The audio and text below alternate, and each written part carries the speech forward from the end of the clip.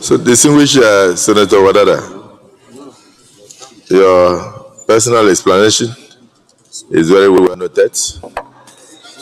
And yes, so, distinguished Senator Wadada, no, don't worry, continue. Continue. No, I'm saying that your personal explanation is noted, and we pray that something will be done soon to remedy the situation. Yes, distinguished Senator Omer first.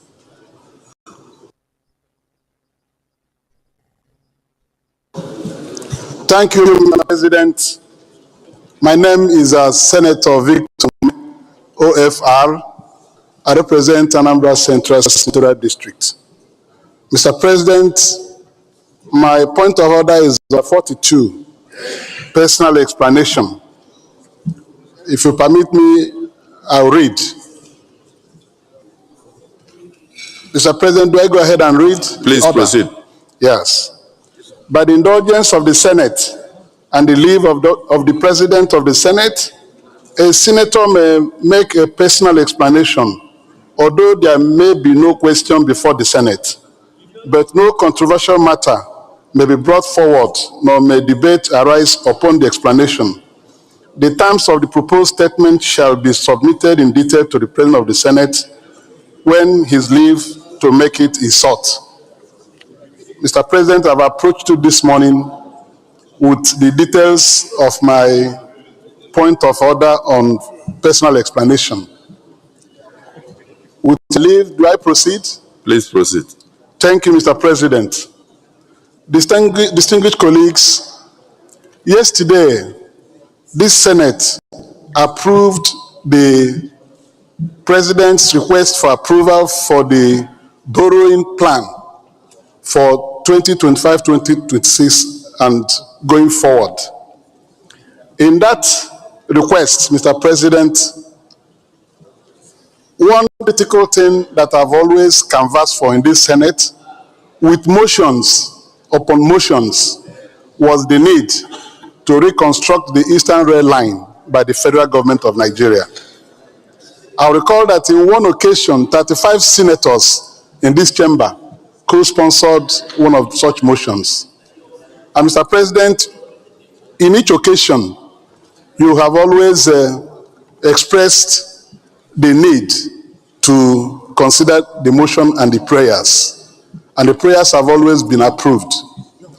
Mr. President, I also recall that in 2025, when the President submitted his budget proposals to this Senate, during the second reading of that budget, I raised an observation that the Eastern Rail Line was not included in the legacy projects that the President will execute.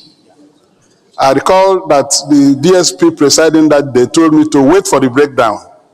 And when the breakdown is released, that I can now make a case. Well, the budget was discussed and referred to the committee. On the day the budget was to be passed, during the closed-door session, I raised the same issue, that the Eastern Rail Line was not accommodated in the 2025 budget. You magnanimously approved that I should raise it when we reverted to plenary, that even though it was for the budget to be passed, which will not allow for any debate, they would like me to raise the same issue. I did during the plenary by magnanimity, and you sitting there promised that there was merit in that agitation or in that observation. You promised that you will take it on with Mr. President along with the leadership so that this Eastern Rail Line will be addressed once and for all.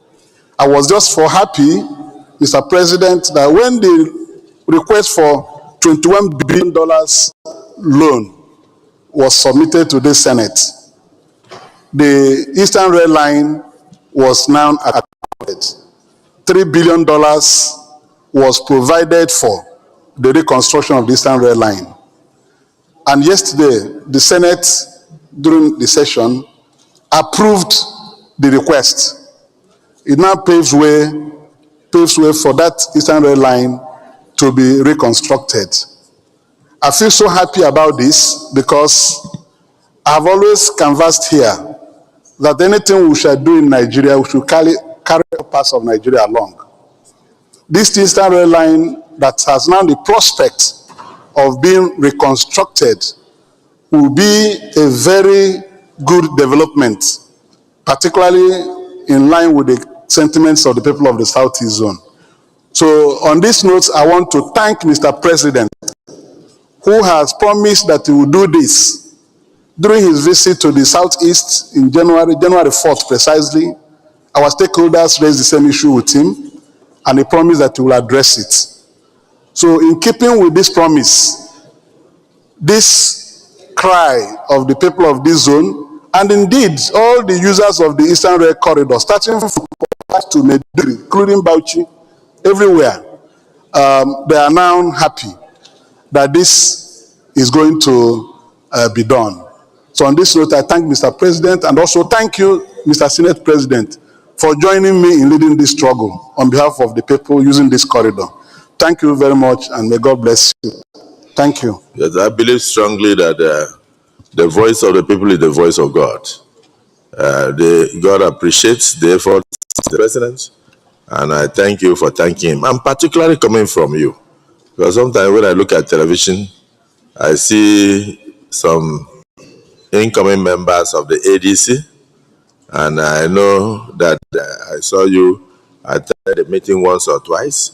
So if ADC is already appreciating the work of President Tinubu, it shows that Nigeria has come of age, where good works have no political boundaries. So on behalf of the 10th Senate, I appreciate you. I appreciate your members of the ADC who are appreciating the president. I'm excited about the president, and of course we in the APC, we're equally happy with the president and what he's doing. So I'll convey your message of thanks to him. Yes. I hope you are not going to answer the Senate President. Go ahead. Mr. President, my name is Senator Abdul Ningi, and I represent Bauchi Central of Bauchi State. Mr. President, I come by Order 42, and by the leave of the Senate President, I read, by the indulgence of the Senate and the leave of the President of the Senate, a senator may make a personal explanation, although there will be no question before the Senate, but no controversial matter may be brought forward. Senator Ningi, your mic is bad?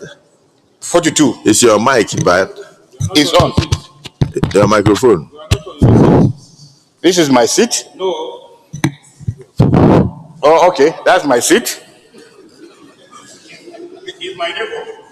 Oh, good neighborliness.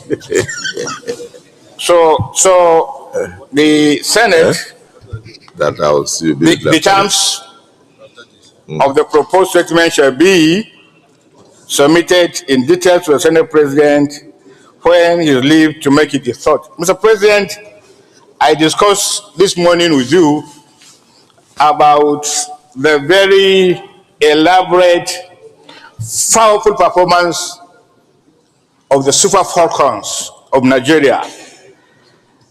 Yesterday's semi-final against the Bayana of South Africa. Mr. President, after doom and gloom over the death of 3 prominent Nigerians, beginning with the late General Muhammadu Buhari, the late Dantata, and the late Oba Adetona, this performance of these brilliant girls from Nigeria have spiced our lives, have sweetened our lives. They have brought almost all Nigerians on the same pedestal. Therefore, it is my duty as the chairman on sports to most profoundly thank the government of the president of the country for equipping the girls and giving them the wherewithal in terms of funding to be able to perform this feat. It is important that at this juncture to ask for the prayers of Nigeria. These girls are gunning for the 10th title in Africa. They are the most indomitable team, and therefore they have not met so far. We have tried to, since 2019, to recapture the African championship, but we have failed this fight the last 9 years.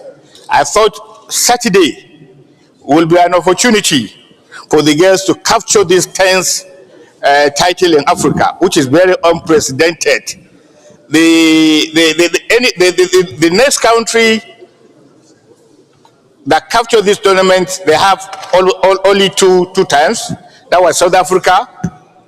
Ghana won, South Africa won, and therefore this is an unprecedented feat. And I thought, Mr. President, I will use this opportunity to call for prayers for these girls, because they have exhibited an uncommon attitude. They have exhibited an uncommon discipline, especially at this time. Nigeria needs that trophy to be able to bring us together as a country that we're all proud of. Mr. President, that is my move.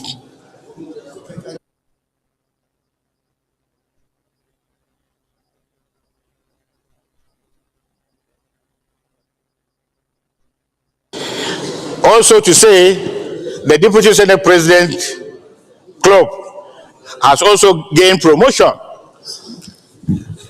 And by your leave, we want to congratulate Barrow FC, that is Deputy Senate President, for being promoted from the local league to Premier League, and the Nigerian first two. Please restrict yourself to the issue of WAFCON. The women. Good neighborliness, sir. Don't allow any negative influence.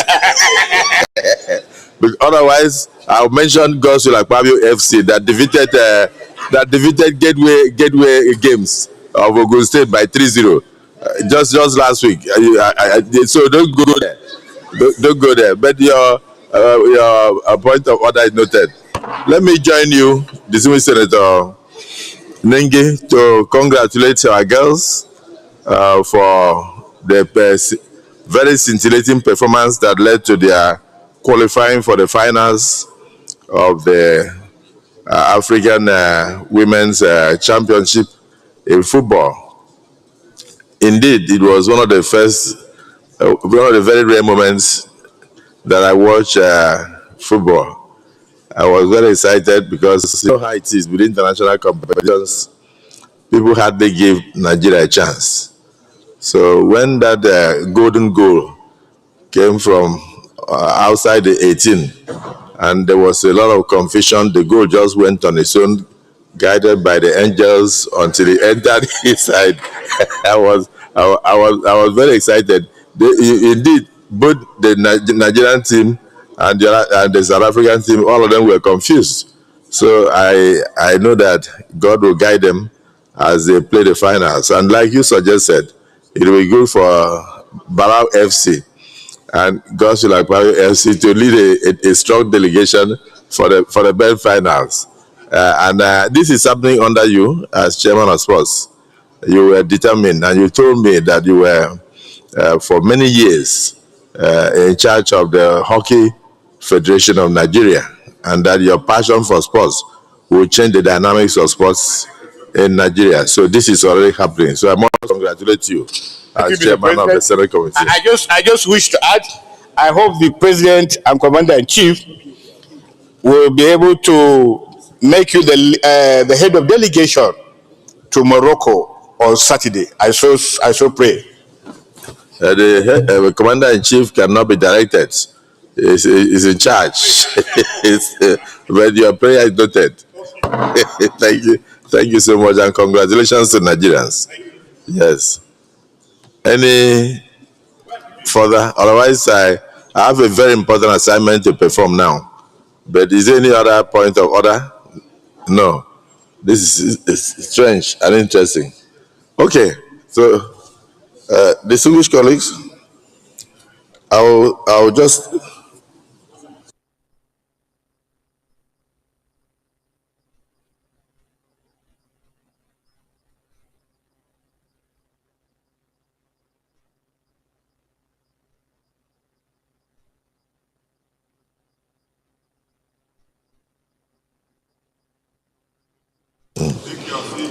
I'll handle it. Take your seat, please. Distinguished colleagues,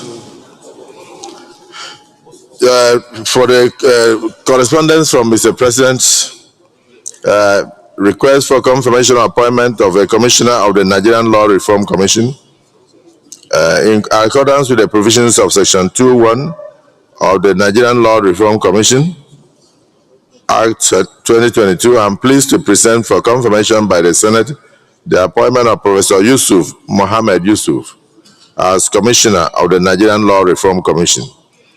Distinguished Senate President, distinguished Senators, Professor Yusuf Mohammed Yusuf is to replace Professor Fatima Al-Kali, whose nomination was earlier presented through my letter dated 2nd June 2025, copy attached, but did not appear for screening and for confirmation by the Senate. Whilst I hope that the Senate will consider and confirm the nomination of Professor Yusuf Mohammed Yusuf in an expeditious manner, please accept, distinguished Senate Presidents and distinguished Senators, the assurances of my highest consideration. Yours sincerely, Bola Ahmed Tinubu, President, Commander-in-Chief, Armed Forces of the Federal Republic of Nigeria. This is immediately referred to the Committee on Judiciary, Human Rights and Legal Matters to revert to the Senate as soon as practicable.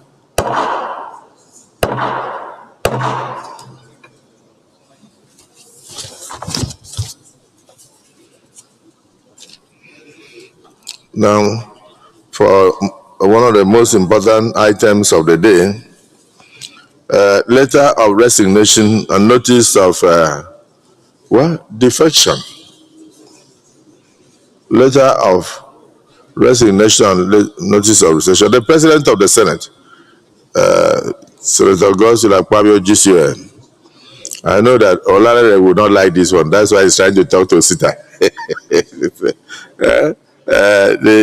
I write to formally notify you in line with the provisions of Section 40 and the proviso to Section 68, subsection 1G of the Constitution of the Federal Republic of Nigeria, 1999, as amended, of my resignation from the People's Democratic Party, PDP, and my defection to the All Progressives Congress. This decision, though deeply considered, has become imperative in view of the prevailing political developments both in my constituency and within the party structure, which has been fractured beyond redemption. It is taken in the overall interest of my people to continue to provide effective representation and in accordance with my constitutional right to freedom of association. I sincerely thank the People's Democratic Party for the platform it provided when it was together to serve the good people of Akwa Ibom Northeast Senatorial District. I also extend my gratitude to my colleagues, party leaders and supporters who stood by me throughout my time in the party. Kindly accept this letter as formal notification for the records, and please do extend the necessary legislative recognition and courtesies due me through this development. Thank you for your understanding and continued support. Yours faithfully, Senator Anyeka Mbasi, PhD. So, distinguished Senator Mangunu, we must extend all courtesies to him, including sitting arrangement, so that he has depleted the rank and file of the left-hand side to populate the right-hand side. Leader of the Senate, somebody has just joined you from the People's Democratic Party. So engineers, they should allow you to listen. You have just gained another member. You read it? I just read the letter, but I know Senator Eze was distracting you. So Senator Aneke Mbasi is now a member of the APC. I welcome him with open arms. Leader of the Senate, let me finish before you answer, because they are all coming to you. They love the president, they love the party, and they love the government. So the second letter, the second letter is titled.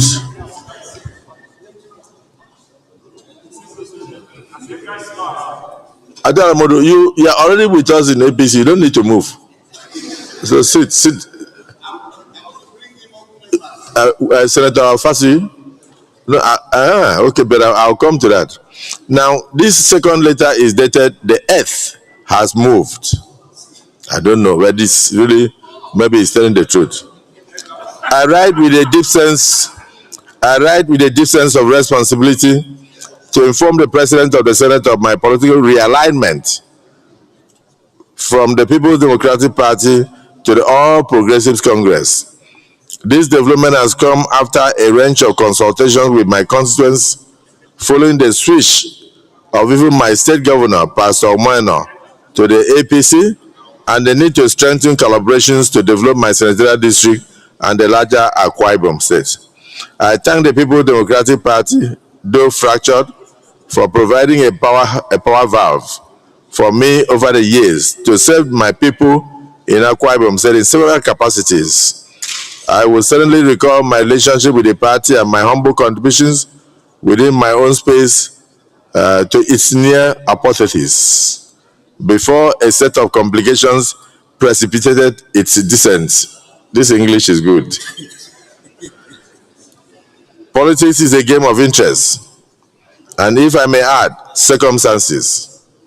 The current division in the People's Democratic Party leaves me with no other option than to seek an alternative platform to continue to serve the good people of my constituency and Nigeria as a whole.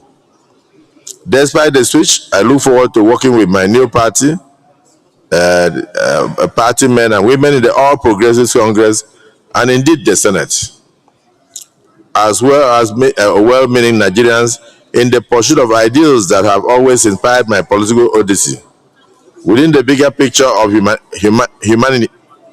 humanism, I'm reading what is here, constitutionalism, and national interests. Perhaps it should be pointed out that the presence of the President of the Senate, His Excellency Senator Godswill Oboro-Kwabio GCON, my State Governor, His Excellency Pastor Omoeno, PhD, and all my Akwa Ibom National Assembly colleagues, among other influential personalities and critical socio-political institutions in my state, in the All Progressives Congress marks in itself a watershed support instrument for the further realization of President Bola Ahmed Tinubu's renewed hope agenda, while also pushing the interests of Akwa Ibom people through Governor Omoeno's Arise agenda. Indeed, in Akwa Ibom said, the earth has moved. With the convergence of principal political players in Akwa Ibom said, on the APC platform, my people have high hopes of commensurate reward system from the APC power matrix for my state, which historically have been rooted in another political leaning. Thank you, Your Excellency, the Uncommon Senate President. Long live the All Progressives Congress. Long live Akwa Ibom South Senatorial District. Long live the Federal Republic of Nigeria. Sincerely, Senator Ekong Samson, PhD. He has just moved. That is the second one. That is the second one. It's not my English. He's a writer. The same Senator Ekong Samson, I hope he's here. Is he here? You can just you can step forward and take about leader of the Senate. please do receive them, because I'm dealing with Senator Nengi. I'm depleting your rank and file. Very soon you have no neighbor.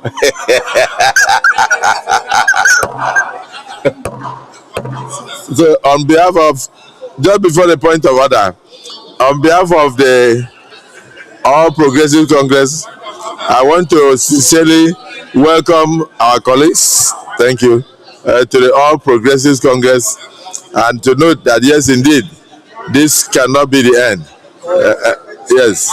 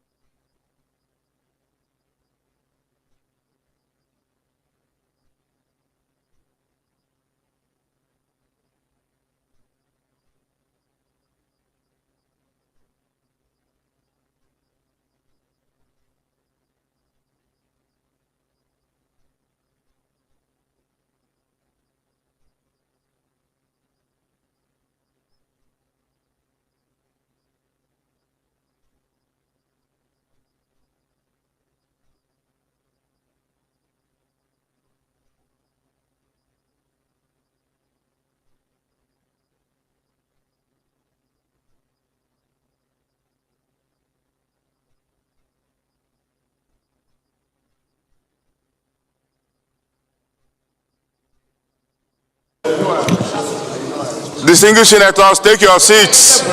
Take your seats.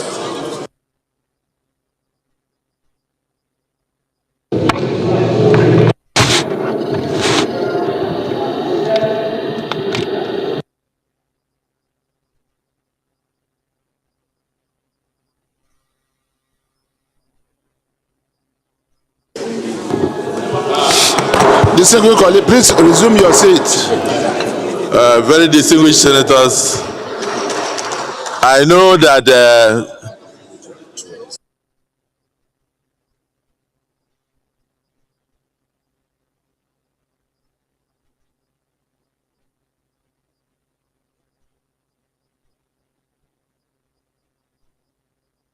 Well, because of the Senator Adaramodu, we have another very important thing to do here. With a great sense of humility, I'm very delighted to inform the Nigerian Senate and the public that indeed the earth has moved. Senator Mbigi, are you hearing me? This is another letter addressed to His Excellency the Senate President. Notification of defection. I write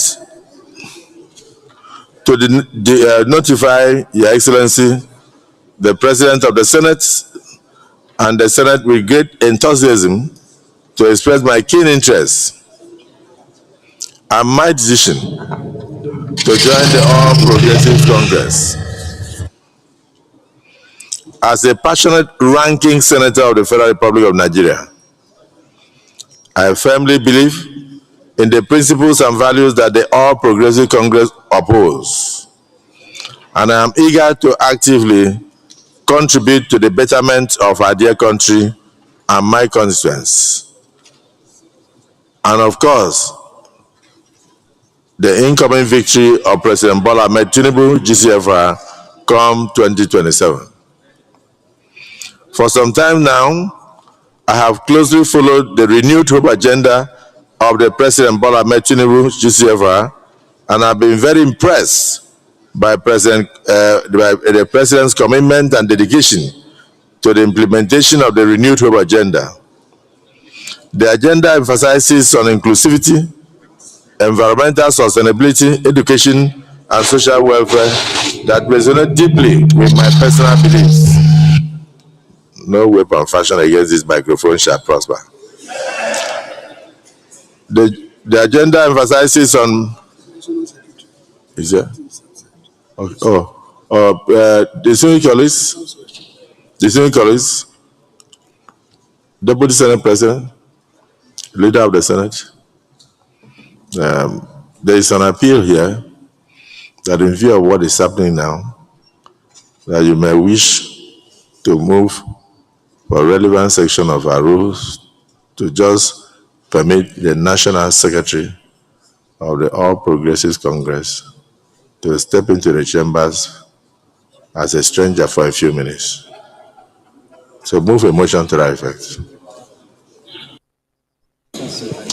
Thank you, Mr. President, and the distinguished senators of the Federal Republic of Nigeria.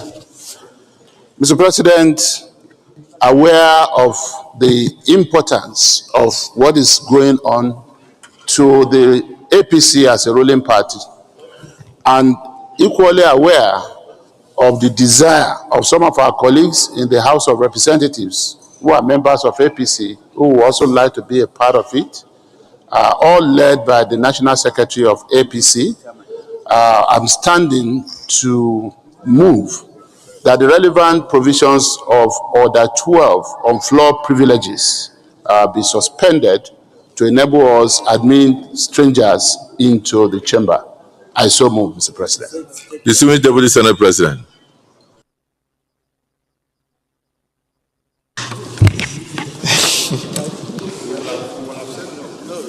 No, this is not a floor privilege. You don't bring in the minorities because they may not be happy. Inside their heart, they may be weeping. So please second the motion. Thank you, Mr. President.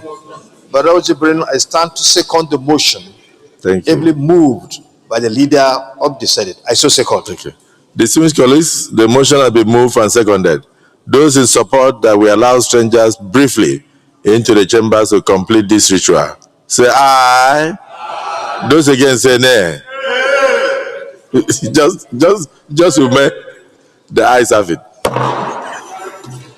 So the National Secretary of the APC, Sergeant at Arms, you can lead the National Secretary and some members of the House of Representatives who are interested in shaking hands and a picture college with the Senate of the Federal Republic of Nigeria to step into the chambers.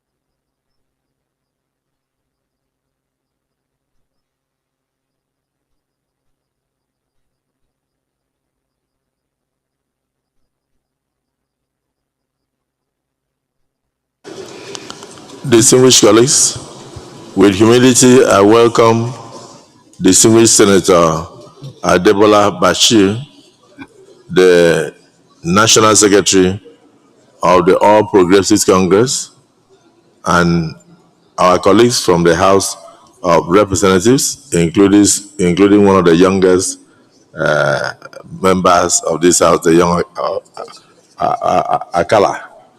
Akala, leading his colleagues to join us. And of course, I've noticed the state chairman of the APC from Osun State, out of excitement, decided to fly in just for this exercise. So you are all welcome, and I recognize all of you.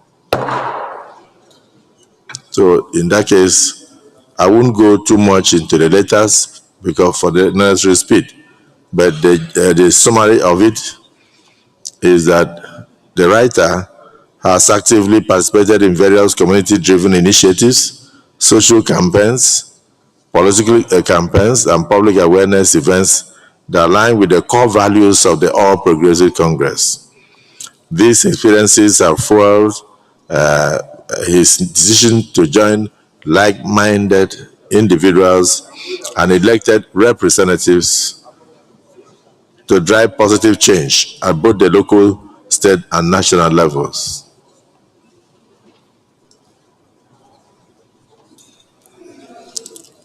I promised to bring my wealth of experience to bear at ensuring the victory of the APC from top to bottom. This first letter is signed by distinguished Senator Francis Father Honsi, OFR. Distinguished Senator Father Honsi, OFR. Distinguished Senator Ani, please, this is a very important thing because as I speak, my voice is shaking. Distinguished Senator Wadada, distinguished Senator Ani, resume your seats. Please. The whip has spoken. Distinguished Senator Father Honsi, but let's not finish. From Osun State of Nigeria, we have another resignation from the People's Democratic Party.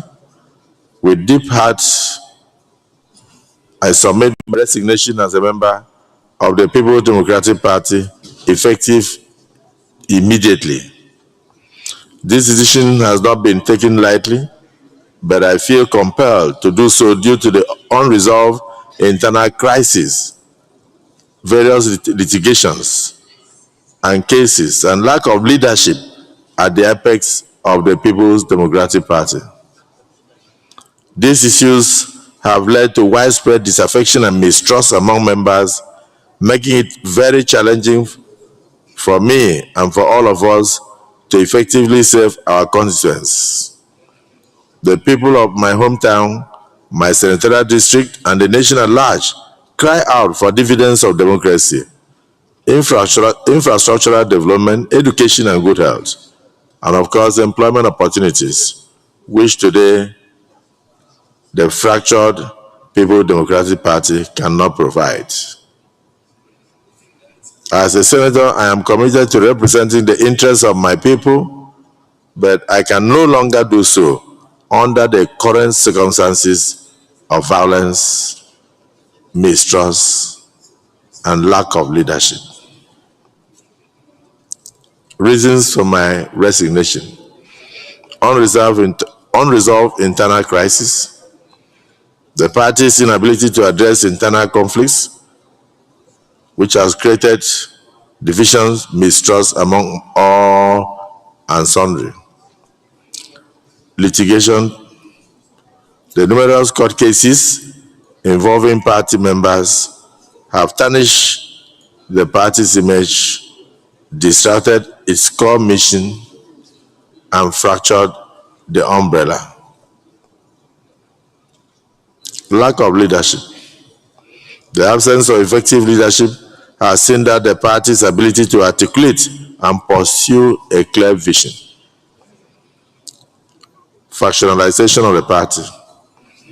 Factions within the party are key issues leading to disputes and conflicts in the PDP. Also, signs of competing interests, leadership struggles, and the factionalized has weakened the entire party structure. I therefore state, that is the conclusion, I therefore state categorically that I am joining the people, the progressives, I am joining the progressives, the ruling party in Nigeria, the All Progressives Congress, under the leadership of President Bola Ahmed Tinubu, GCFR, which I am proud to represent henceforth from Osun Central Senatorial District in the 10th Senate of the Federal Republic of Nigeria. I want to thank you for your understanding. Signed, Distinguished Senator Olubiyi Oluwole Fadeyi, LLM, ABS, DSC, Senator representing Osun Central Senatorial District of Osun State.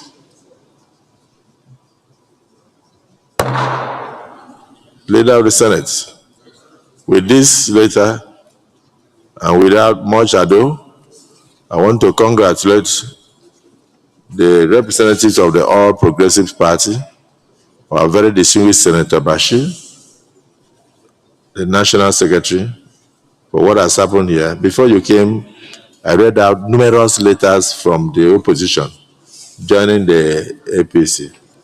And we did our best to represent you by receiving them from the chair of the Senate President.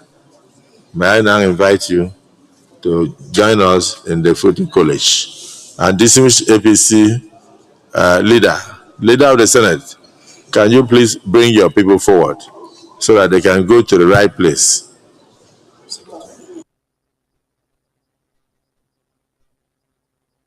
One of the founders of the APC, distinguished Senator Ngige, former governor of Anambra State, former minister, and all that, is also in the gallery. He's right inside the chambers to receive all these people. Congratulations to the incoming APC senators, and congratulations to President Bola Ahmed Tinubu, GCFR.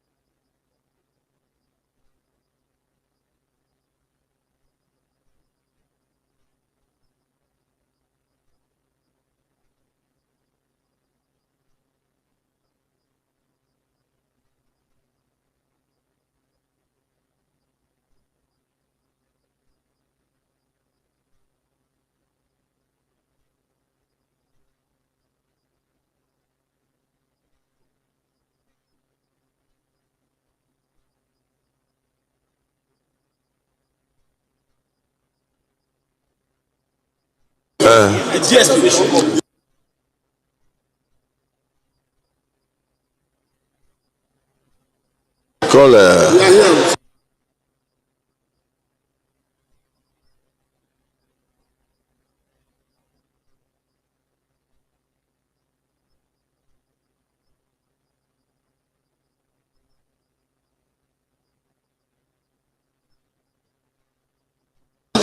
let me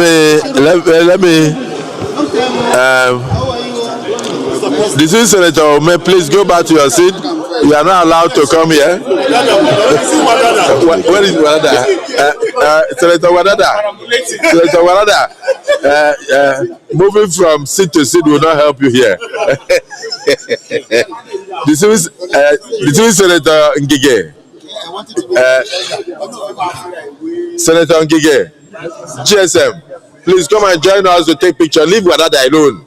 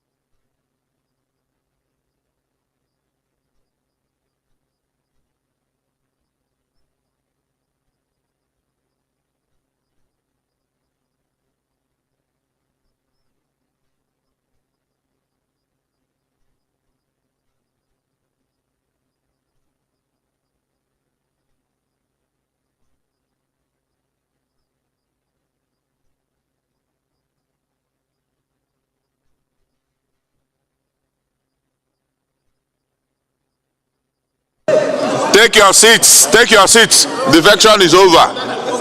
Is the capping show. Another is the capping already. Take your seats. Which party are you? Which party are you? Abeg, come and start.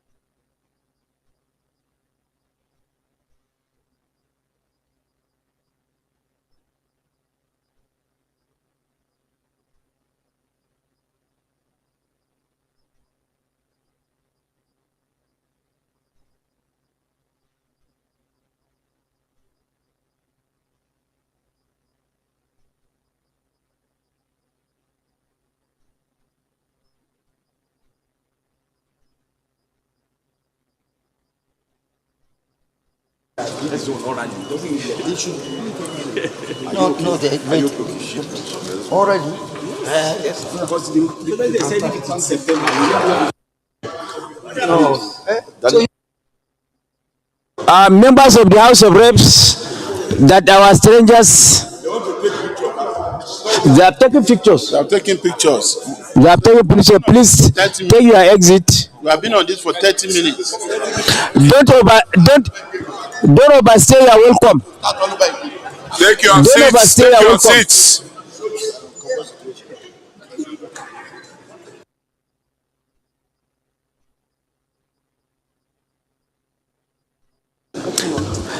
Honorable members of the House of Reps, take your pictures quickly. And distinguished senators, resume your seats. Don't overstay your welcome. Senator Yayi, let's start this thing now.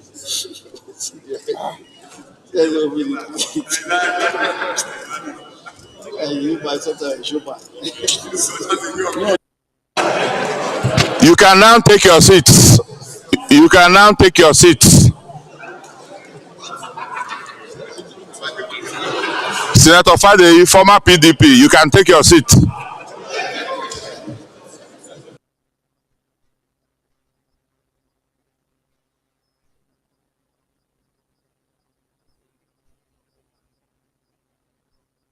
Senator Wadada, take your seat. We don't even know where you belong.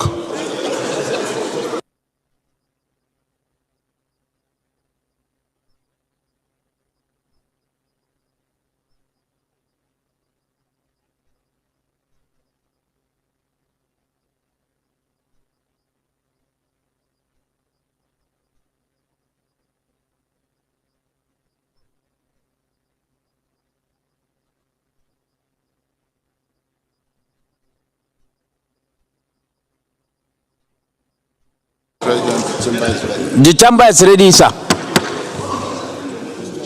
Restore order. The dignity of the chambers. Thank you, Mr. President. I rise to move that Order 12 be fully restored to enable us proceed with the our proceedings for today. I so move. The minority leader. Mr. President, very distinguished colleagues, I like to second the motion that the House be called to order. I so second. Distinguished colleagues, the leader has moved a motion and seconded by the minority leader that the sanctity of the chambers be restored immediately to enable all strangers to depart so that we continue with the business of the day. Those in support of the motion say aye. Those against say nay. The ayes have it.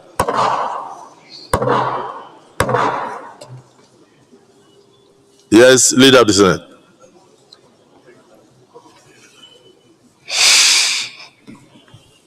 Mr. President, very distinguished colleagues,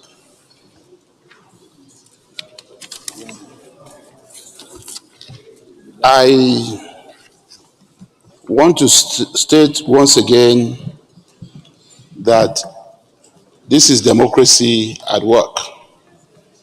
And let me also say, by way of emphasis, that part of the condition for registration of any political party in our country is that no party shall be registered without a commitment that its doors shall be open for membership and that the party shall not discriminate against any intending member on the basis of religion or place of origin or any other reason or creed.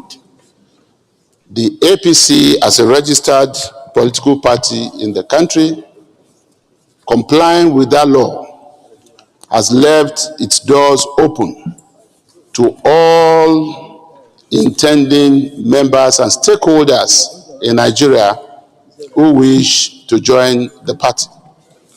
And I just want to congratulate you, Mr. President, as the leader of the party in the South-South and also in Akwa Ibom, that the governor of the state and the two other senators, as well as your House of Reps members, have come all under the real umbrella and canopy of the APC.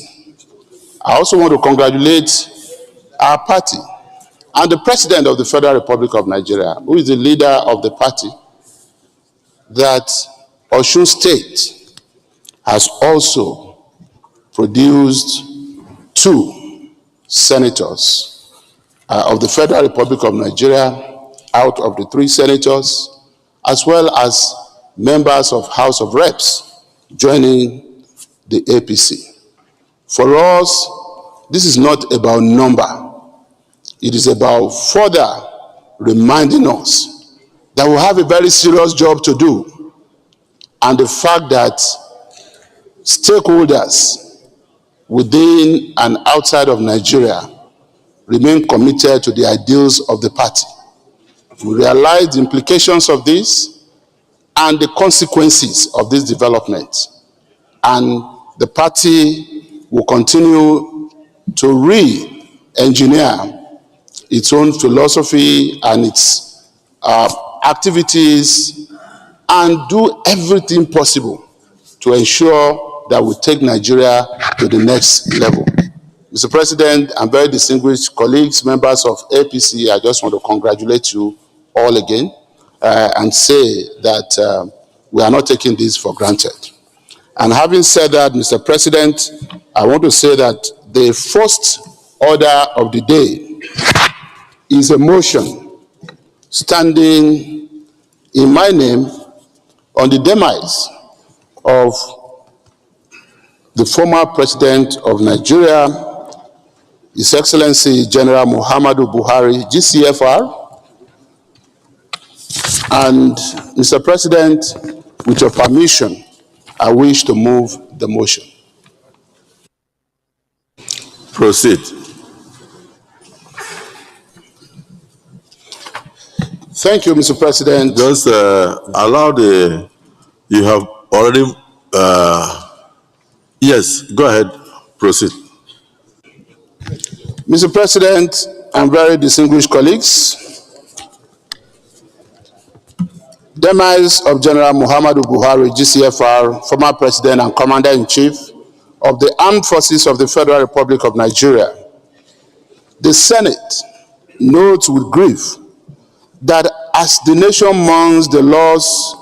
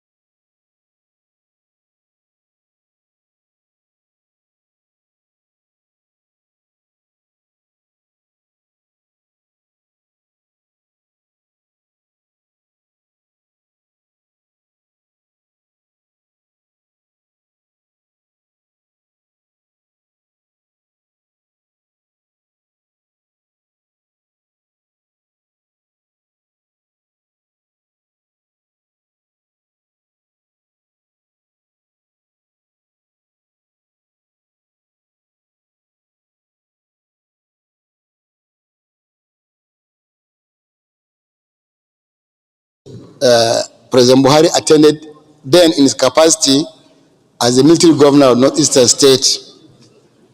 We gathered in one of the lecture theaters of Faculty of Engineering, ABU Zaria. And he came to address us. He came in full military regalia as a lieutenant colonel. Very young, smart, very extremely thin, tall young man as the governor of Northern Nigeria. And listen to us. I don't know whether there's anybody there at that time, but I was a young man even that time, but I was a student in ABU. Mr. President, he listened to, he gave us all the time to air our views. And we raised a lot of issues, a lot of requests. You know, students were very tough. After listening to us, the man surprised all of us. I said, yes, I've listened to you, but I've just been appointed as the governor of Northeast. And given my age, and given the fact that I've just gone to the office, for now, all I want to request from you is to pray for me, for Allah to guide me right in running the affairs of this very vast state. Pray for me. I will not be able to answer all your questions. There are so many, but I will do my best. But pray for me, for Allah to guide me. From that day, it struck me, a man of Asa. This was a man of God. As a military man, he behaved like somebody right from the Al-Majiri school. It was very interesting and very, very impressive to all of us. I don't want to take a lot of your time, but Mr. President, I want to give two additional instances, very briefly. In the year 2000, I was a minister of state for power and steel, and I went to Abidjan, Cote d'Ivoire, for a program. In the evening, I heard that the former president of Nigeria, Buhari, was in the same hotel, and I went to pay my respect to him in the evening after Isha, around 8:30 or 9. And I met him and I asked him, what brought you, sir? He said, he just came, he came here, he went this morning by road to Ouagadougou to attend the meeting of West African pastoralists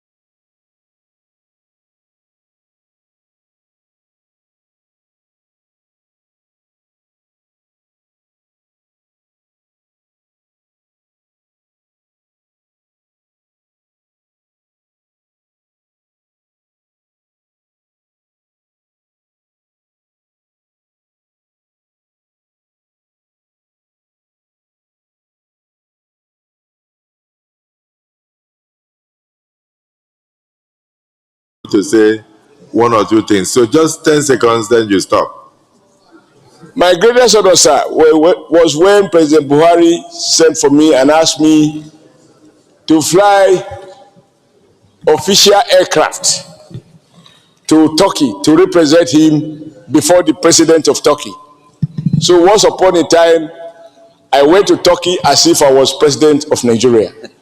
I mean, coming from my background, coming from that little village that I come from, President Buhari gave me a rare privilege, to exhibit whatever it is he thought I was capable of doing. May God in his infinite mercy forgive him any sin he might have committed as a human being and grant him a spacious space in paradise. Amen. Senator Mangunu. Mr. President, distinguished senators, my name is Mohamed Tahir Maguno. I represent Borno North Senatorial District. Before I make my contribution with regard to the subject matter under discussion, I want to bring to the attention of the Senate that General Buratai is a Muslim, not a Christian, because Senator Adams Oshomole, in the course of his discussion, doubted whether he's a Muslim or a Christian. So, having known him to be a Muslim, I want to tell the Senate that he's a Muslim, not a Christian. Having said that, Mr. President, distinguished senators, with regard to my contribution on this subject matter, General Buhari, the late former president, was not corrupt and remained incorruptible throughout his lifetime. Mr. President, I have one encounter with the late president, which clearly showed to me that he was not corrupt. As Chief Whip of the House of Representatives then, we were invited for a dinner to the villa with the late president. After the dinner, the Kanuris and the Pulanis, we used to joke amongst ourselves. I now told him, as a joke, jokingly, so that it should not be misinterpreted, that Mr. President, usually when we come to the villa and take dinner, we don't go back empty-handed. We leave with brown envelopes. His response to me was, the beauty of this place, that is the villa, is that you also ate pre-put. I also ate pre-put. You go, I'm not going to give you any envelope because I would not like to go to Kirikiri again. So this is a clear manifestation of the fact that the late president is not corrupt and remain incorruptible throughout his lifetime. And for the press, please, I'm not saying that when we are invited to dinner, we are giving brown envelopes. I said so that the Kanuris and the Pulanis, we used to joke at each other. That's why I told Mr. President that the late president, that we used to go out with envelopes, because I know he is not corrupt and he will never agree to that, so that it should not be misinterpreted in any way. Thank you.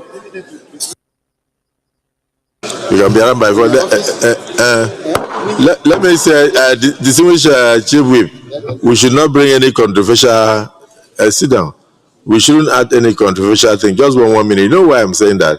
Because when you mentioned that you asked him for a brown envelope, you were asking for transport, not corruption. So, and then you said that he did not give you the brown envelope. So any day you come to me and I don't give you a brown envelope, don't think that I'm only following General Buhari's idea of corruption. So let me, Senator Yari, you will speak briefly, and after that, the man who worked very closely with the former president. the immediate past Senate President.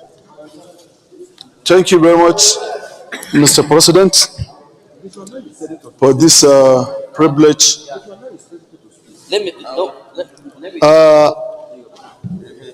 Mr. President,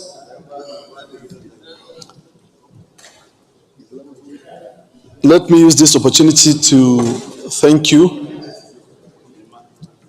and also to thank the Senate for this session. And a big thanks goes to President for doing a wonderful job for us to find time to give that state honor to his friend and a very good ally. Mr. President, I'll not say anything new, but I'll fall in line with the Senate leader, Deputy Senate President, and Goji. If we're going to be giving time to next tomorrow, we'll only say one thing about Buhari: integrity, non-corrupt person, and God-fearing. Mr. President, I will only say one scenario. In 2000, I was the party secretary in my state, ANPP, and one among 7 who went to ask President to come and contest election in Kaduna, he said he's not interested. We do not relent. We continue pursuing him to come and join politics as a general, but the answer remained one. I can remember we did one in Daura, 2 in Kaduna, but finally we had to go through a friend of his, that is late Abia Mukhtar.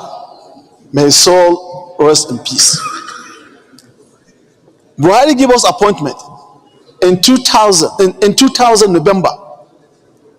He said, I can see a seasonal politician, one like Sulehama, and I can see Najatu, I can see a young man and young women, all calling for me to come and contest election. But do you know why I cannot join politics? He said it's for one reason. One reason that I cannot come to join politics is in Africa of today, usually there's no election. So you have to take it as it is. If you have a sitting president who won't go back for the second term, of course, it's like automatic. So, and I knew people will love someone like me to join politics because they have confidence in me. But that's not the issue. The issue is I may win election. And if I may win that election and I was denied, the masses will come out to the streets, protest, and government would not take it light with them. Eventually, some of them will find themselves in grave. So for that reason, I cannot and I will not. He is my friend. We have all the military kind of discipline.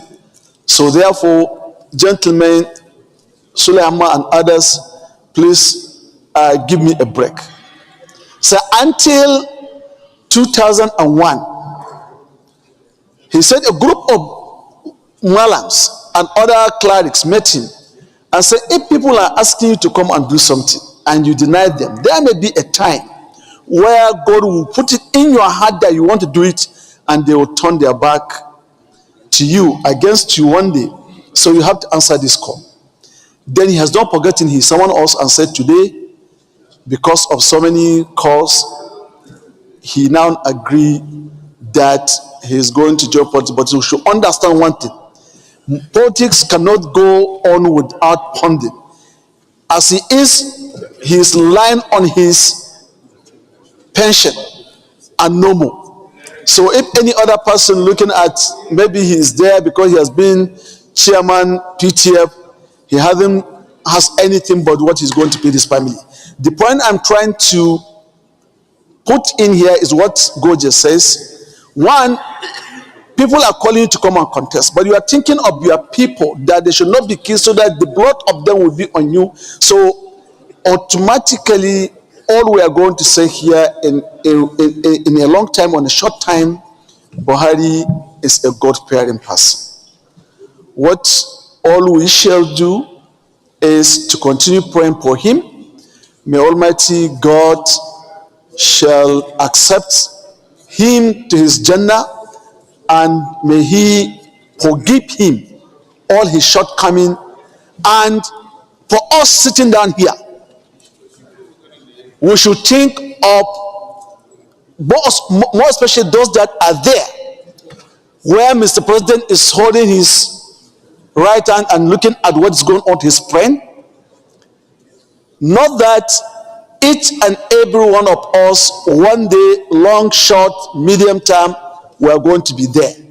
So all our action should work towards how are we going to get there peacefully. Today Buhari is there, nobody will be there with him except him and his good deeds. So we should do all good for our country, for ourselves, for our families, for our responsibility given to us by God. May his soul rest in perfect peace. Thank you, Mr. President. I think you have captured it all. That he's there alone now. He didn't carry anything along, no properties, no wife, nothing. Only good deeds that he left behind. Distinguished Senator Ahmed Lawan.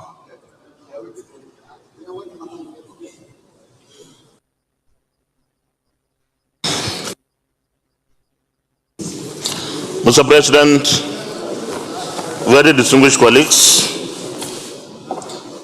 I'm Ahmed Lawan, I represent Yobe North. Mr. President, thank you very much for this privilege to contribute to the tribute to the late former President of the Federal Republic of Nigeria, Muhammadu Buhari. Mr. President, like the previous speakers, let me commend His Excellency, very distinguished President Bola Ahmed Tinubu, GCFR, for ensuring a very elaborate, very befitting state burial for the late former president. Mr. President, I must also commend you. I listened to your speech at the enlarged Federal Executive Council meeting. You reflected our sentiments, you reflected our emotions.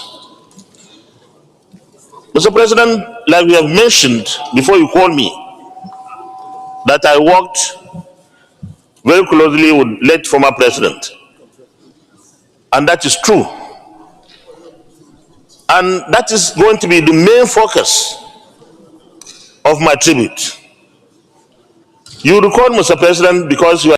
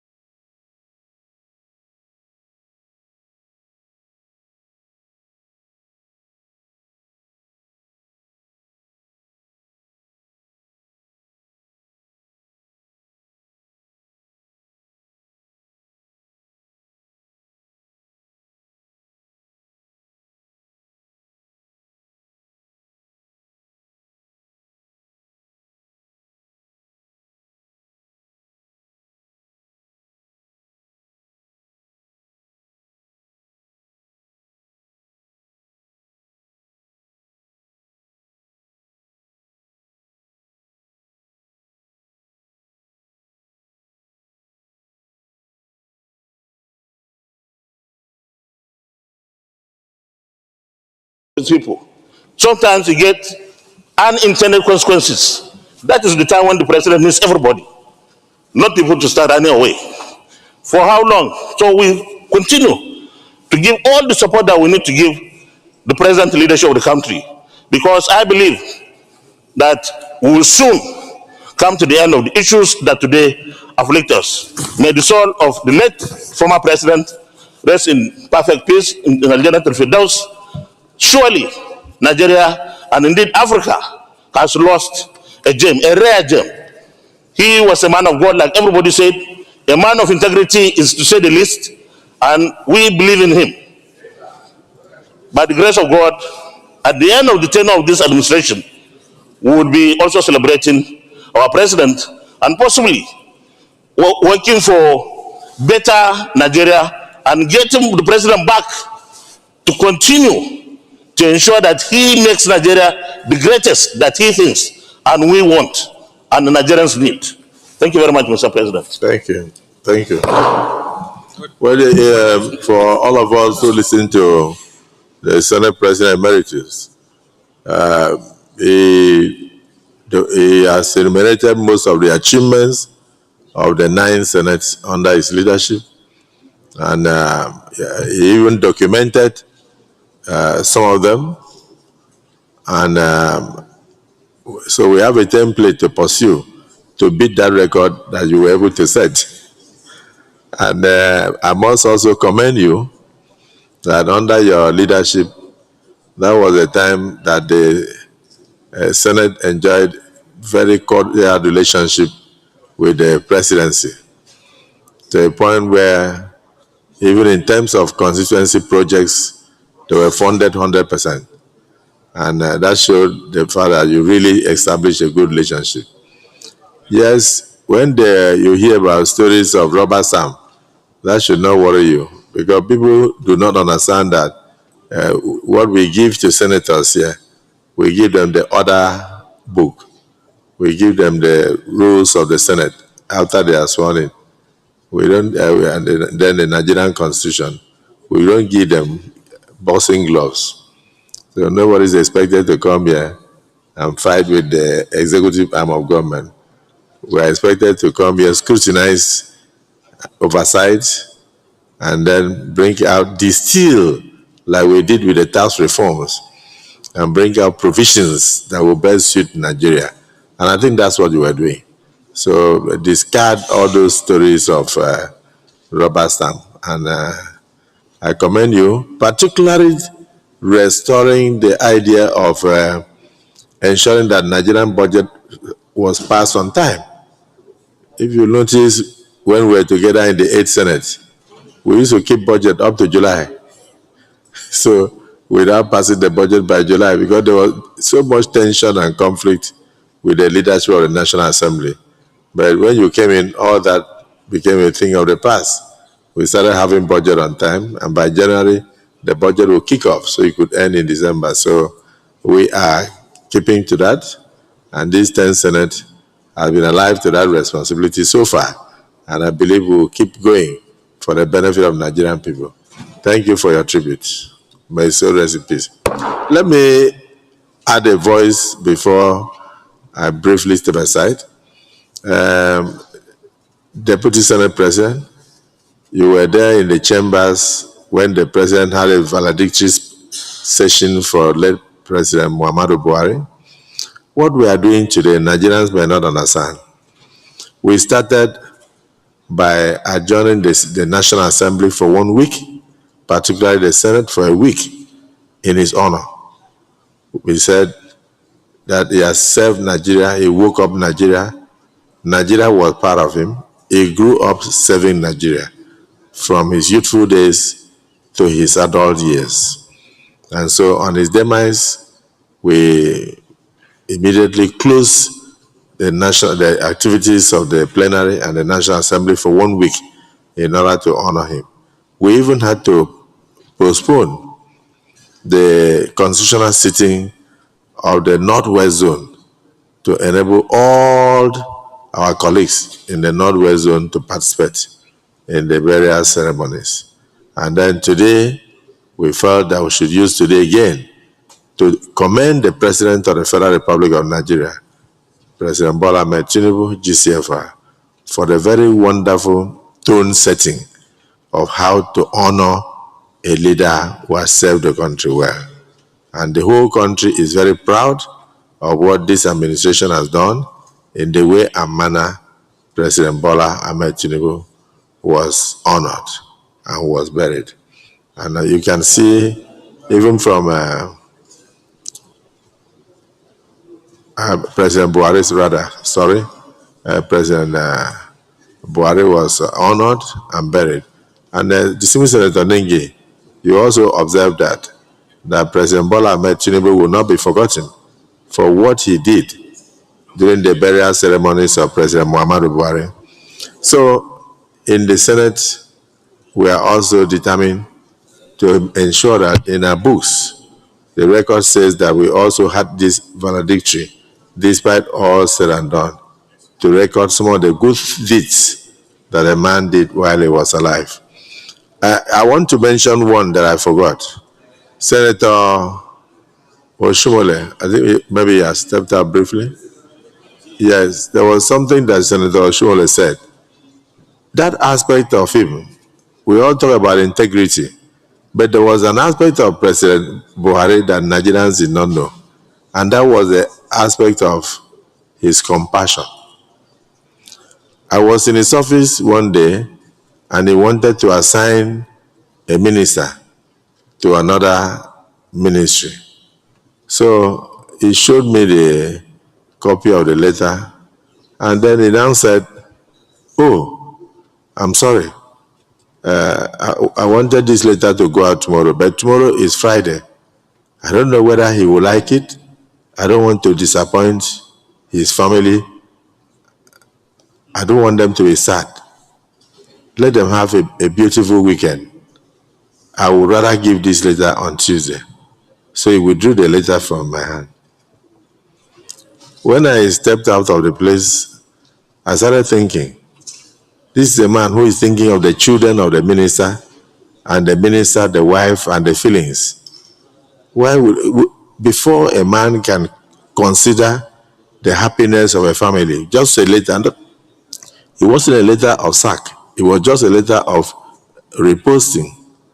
But Muhammadu Buhari was that kind of person who thought of the happiness of that family.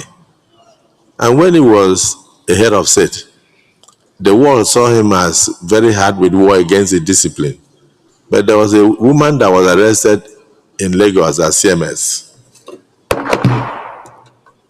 And that woman that was arrested as CMS was found selling things at an unauthorized place.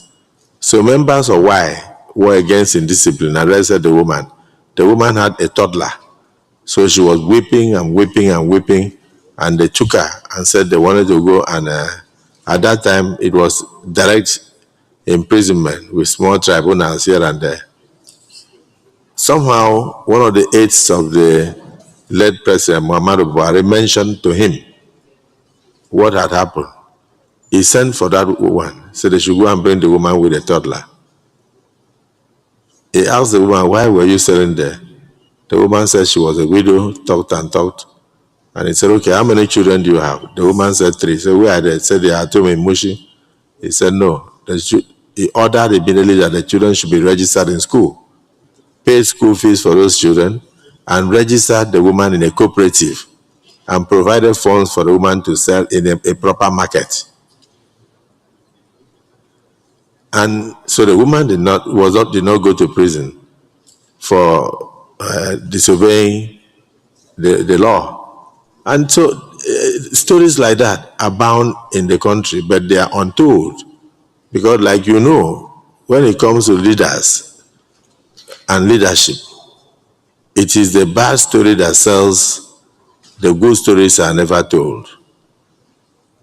When I made my funeral oration, I did not have time to elaborate on all these things. But that was not a man of integrity alone, it was also a man of great compassion. And I'm surprised that Senator Adams Oshomole was able to pick that aspect of his compassionate life today.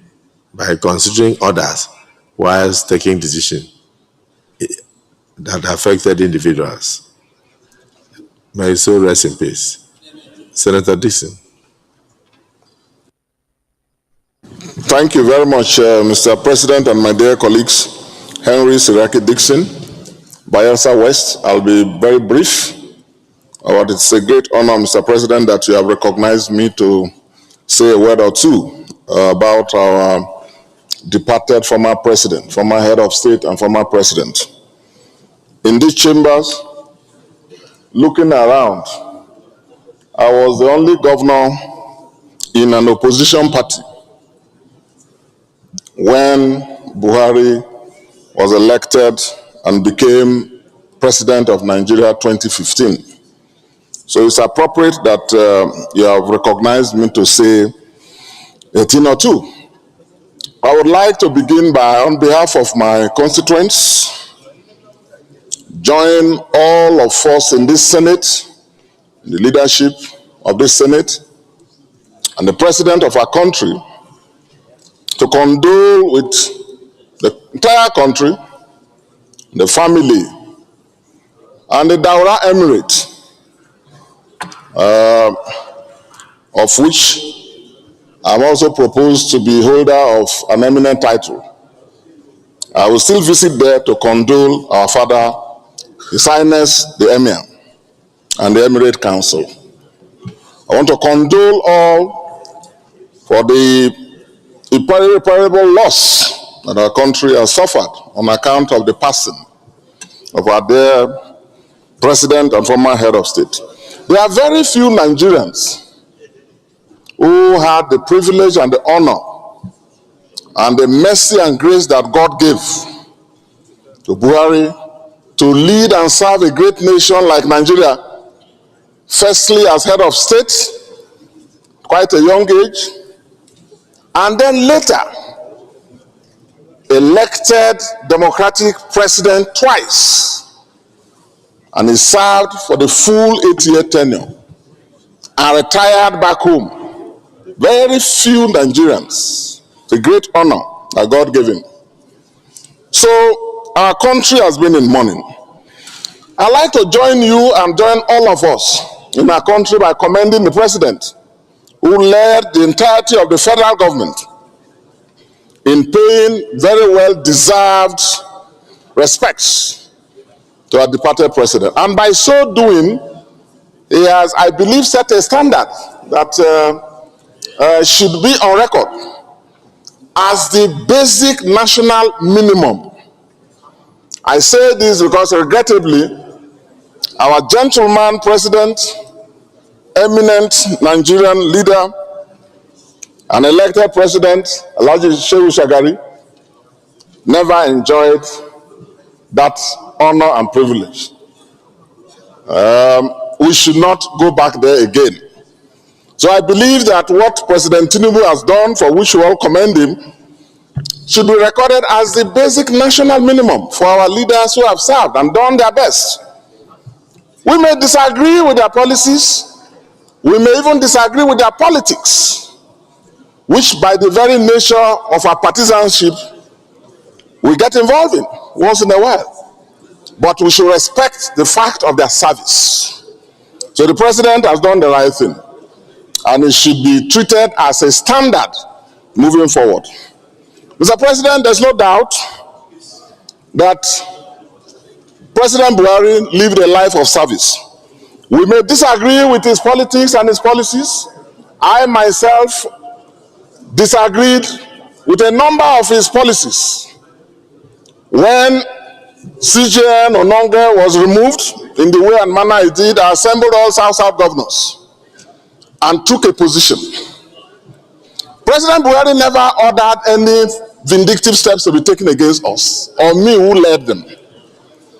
I disagreed with President Buhari in his proposal for 3% for host communities instead of the 5% that we requested. I disagreed with him when he tried to, working with then Emefiele CBN governor, did what they did on the currency review exercise that they did. And I also disagreed on his failure to restructure the country. But Buhari, at all of our meetings, showed innate decency and discipline, time consciousness, and discipline and courtesy, in spite of his high position and the age difference. Treated all of us opposition governors with courtesy, with respect, and always making his case. For example, when 2015 he took over and the country went into a terrible economic recession, President Buhari could have played politics by granting only bailout funds only to APC controlled states controlled by his party. And I was told that he came under quite some pressure to do so. But he rejected it. I think the other governor who was there on that, or Governor Shomole is here. All the governors of all states, he made sure that whatever was due their states was approved and was given to them.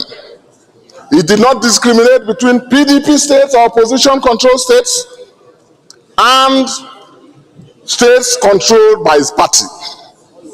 And we commend him for that.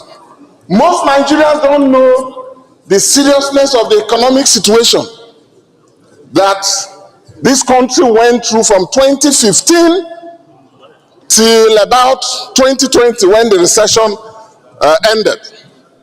It was President Buhari and leading his economic team, chaired by the Vice President, Professor Oshibanjo, Chairman of the National Economic Council, who devised various ways to raise funds with the support of the National Assembly to bail out states. Otherwise, states would have collapsed. This country would have been in thorough mess. I thanked him for it, and I thought today I should put that on record. He did well. And speaking personally, 2015, when I was going for my re-election, President Buhari called me and said, Governor Dixon, don't worry. I've called the INEC, I've called the Army Chief of Staff and the Police IG and the DGSS. I've given them instructions that they must tell their officers and men to do the right thing. When he did so, he called again. When we met, he told me again, said, Governor, I've already done so. Go and do your campaigns. I've been a victim of electoral malpractices in this country.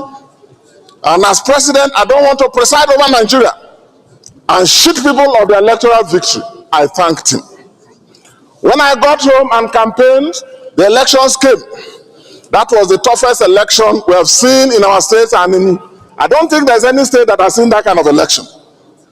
Although the officials did not quite adhere to the instruction, I was confident, I was happy that my president was proactive and had given instructions, even though they did not obey. They did not obey. After the elections and I won, he congratulated me. I think you. So let me round up. Senator Dixon, please confine yourself to the subject of discussion. No, but that's what I'm saying. I'm speaking to his leadership. I'm speaking to his leadership. 2020, when my tenure ended, I know why you are interjecting, because you know what your party did.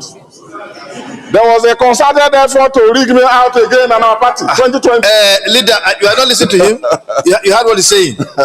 No point of order. President Buhari, to his credit, even when we went to the Supreme Court, to his credit, President Buhari, whose advance team was already in Bayelsa for the inauguration of the APC candidate that had been declared officially, he never called the Supreme Court to reverse or to throw away our case. Following that, less than 24 hours, he was to go. His advance team was there. The Supreme Court gave a judgment directing that his own candidate of his party was disqualified. President Buhari obeyed, congratulated us, and when he met the governor, only cracked a joke. So you and your boss own the judiciary more than me. He laughed. So that was the basic decency of the man. So it's a trying moment. We want to commend his family for producing him and our country. We mourn his passing and we pray that God Almighty will overlook his shortcomings as a human and grant his soul eternal rest. In him there was basic decency. Basic decency. Thank you. Your time is up. Thank you very much. Thank you very much. You are very lucky. The leader did not notice your comment. He veered off and went into politics. And so you are lucky. He will have come under order 52-4 to say you are veered. But you are very lucky he didn't get you. Thank you very much for your contribution. Senator Mohammed Nduzi. Thank you, Mr. President, my respected colleagues. I remain Nduza Mutar Mohammed representing Katsina South. I am glad to have this very important opportunity since the late president is from Katsina, and I want to sincerely appreciate the leadership of the President and Commander-in-Chief of the Armed Forces for giving the late President Muhammadu Buhari a befitting burial, and by extension the leadership of the National Assembly for suspending all the plenary for 7 working days to honor the late President, and by extension also to sincerely appreciate the effort made by the Vice President and the Governor of Katsina State. Historically, I want to make it clear to the world that the journey of leadership of President Muhammadu Buhari in politics started from my senatorial district. It was first supported by my late uncle, and it was a very welcome development, and also led by our leader, Senator Abu Ibrahim, and a lot of prominent people who supported his first bid to contest in 2003. Mr. President, my respected colleagues, President Buhari leadership was defined by his unwavering conviction and commitment to public service. He took bold steps to tackle corruption, promote economic development, and ensure national security. His dedication to the rule of law and democratic principle is a testament to his character. A champion of the common man, a unifying force, a lasting legacy, a call to action. We can assure the Nigerians what Muhammadu Buhari has done has tremendously unified most of the issues that are very important. Despite the challenges he faced, President Buhari remained a unifying force for our nation. He brought people together, fostering a sense of national unity, and Force's leadership style was marked by his humility, compassion, and a willingness to listen. As we say goodbye to President Buhari, we express our deep gratitude for his service to our nation. We pray that his legacy will continue to inspire future generations of leadership and citizens. We wish him peace in his afterlife, and we want to also commend the effort of our governor for his untiring effort to make sure that all the leaders that came to Katsina from all over the world were given a befitting reception. We hope may his soul rest in perfect peace. Thank you, Mr. President. Senator Mohammed Ali Ndime.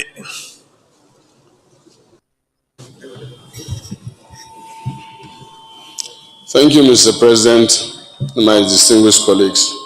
I'm Senator Mohammed Ali Ndime, representing Borno South. Mr. President and my distinguished colleague, most of our colleagues have spoken. The country has spoken. In fact, even the world has spoken about the demise of our former president. I just want to quote from the Holy Quran, and which is common Inna lillahi wa inna ilayhi rajiun. That means, indeed, to Allah we belong, and to Allah we shall return. Mr. President, as many of us have said, was a man of integrity. Not only that, he was a very, very humble person. He was a very, very honest person. And he was also humorous. He jokes with whoever he meets. I have been privileged to be close to Mr. President even when he was a major in the Nigerian army immediately after the Civil War. Ever since, we have maintained a very close relationship. This country has actually lost a great leader, especially in the north, that he has very occultic followership. He was a very, very honest person. He gave out his 100% for this country. If this country had many of Buhari's type, would have been better off. Unfortunately, in the days of his leadership, he also believes that everybody is honest, sincere, and people of integrity. So whenever you even tell Buhari about somebody negatively, he will caution you. And he has this common Hausa quotation that Zato Zunubire, until he sees beyond reasonable doubt. That is to say, suspicion is also a sin. And therefore, if he trusts you with any responsibility or assignment, he believes that you will be as honest as he is. And that is not always the case.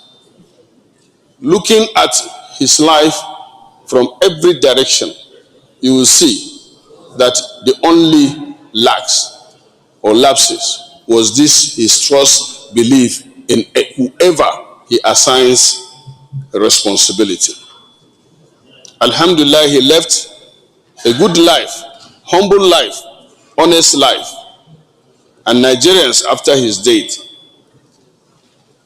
is paying positive tribute to his life. May the Almighty Allah grant him Al-Jannah Firdaus, and as he said, which is right, that he belongs to everybody and belongs to nobody. And last Sunday, when he died, that is what he meant. He only belongs to Almighty Allah, and to him he has returned. May his soul rest in Al-Jannah Firdaus. Thank you. Senator Kawu Sumaila. No, a former staff. Mr. President, my dear distinguished and respected colleagues, I am Suleiman Abdurrahman Kawu Sumaila, representing Kano South Senatorial District from Kano. Mr. President, my dear colleagues, a lot has been said about our Oga, the great man, our former president, President Muhammadu Buhari. From the time where his death has announced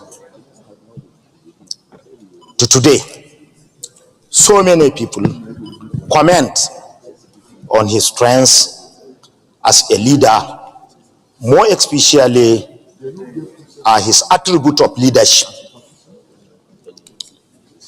We don't have nothing to add rather than to pray for him. May Allah grant him Jannatul Firdaus. Although as human, most of the time, more especially leaders, and it is natural, you can make a mistake. That is the reason why Allah subhanahu wa ta'ala allowed a window where you can ask for his forgiveness, and he will use your good deed to at least bridge your weakness. Therefore, may Allah grant him Jannatul Firdausi. Allahumma gafirhu warhamhu wa'afi anhum wasin zulahum. Allahumma ja'al Jannatul Firdausi ma'awahum. Allahumma gafirhum warhamhum waja'al Jannatul Firdausi ma'awahum. Allahumma ja'al aqibatu umurina kulluha khairun birahmatika ya arhamar rahimina. Inna nas'aluka bi anna nashhadu annaka antallahu la ilaha illa anta al-ahadus samad lam yalid wa lam yulad wa lam yakul lahu kufuwan ahadun. Allahumma aghfir li abdika Muhammadu Buhari ar-rais Nigeria birahmatika ya arhamar rahimina ya rabbul alamin. Thank you, Mr. President. Thank you, my dear colleague, of all what you said about this great man, which I always proud. I served under him for 4 years, and I go close to him, more especially as a formation stage of our APC, being a founding member, and President Muhammad Buhari is then a leader of CPC. When we met, he's always guiding and advising us how to have a platform that will salvage Nigeria at that current and material time. Thank you, Mr. President. Thank you, my dear colleague, and thank you, Nigerians. One of the newest member of the APC family in the Senate of the Federal Republic, Senator Fada Hunsi. You have the floor.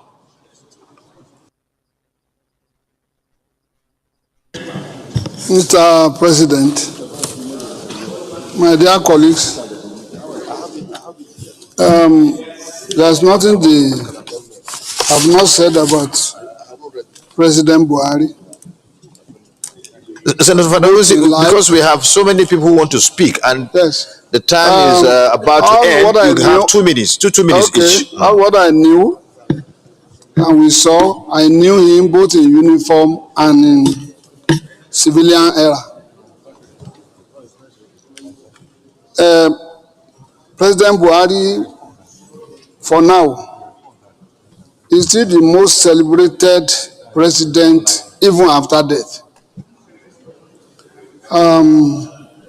You could see the way the state burial was arranged, which was the most elaborate and the most expensive state burial we have ever witnessed since 1960. Not expensive.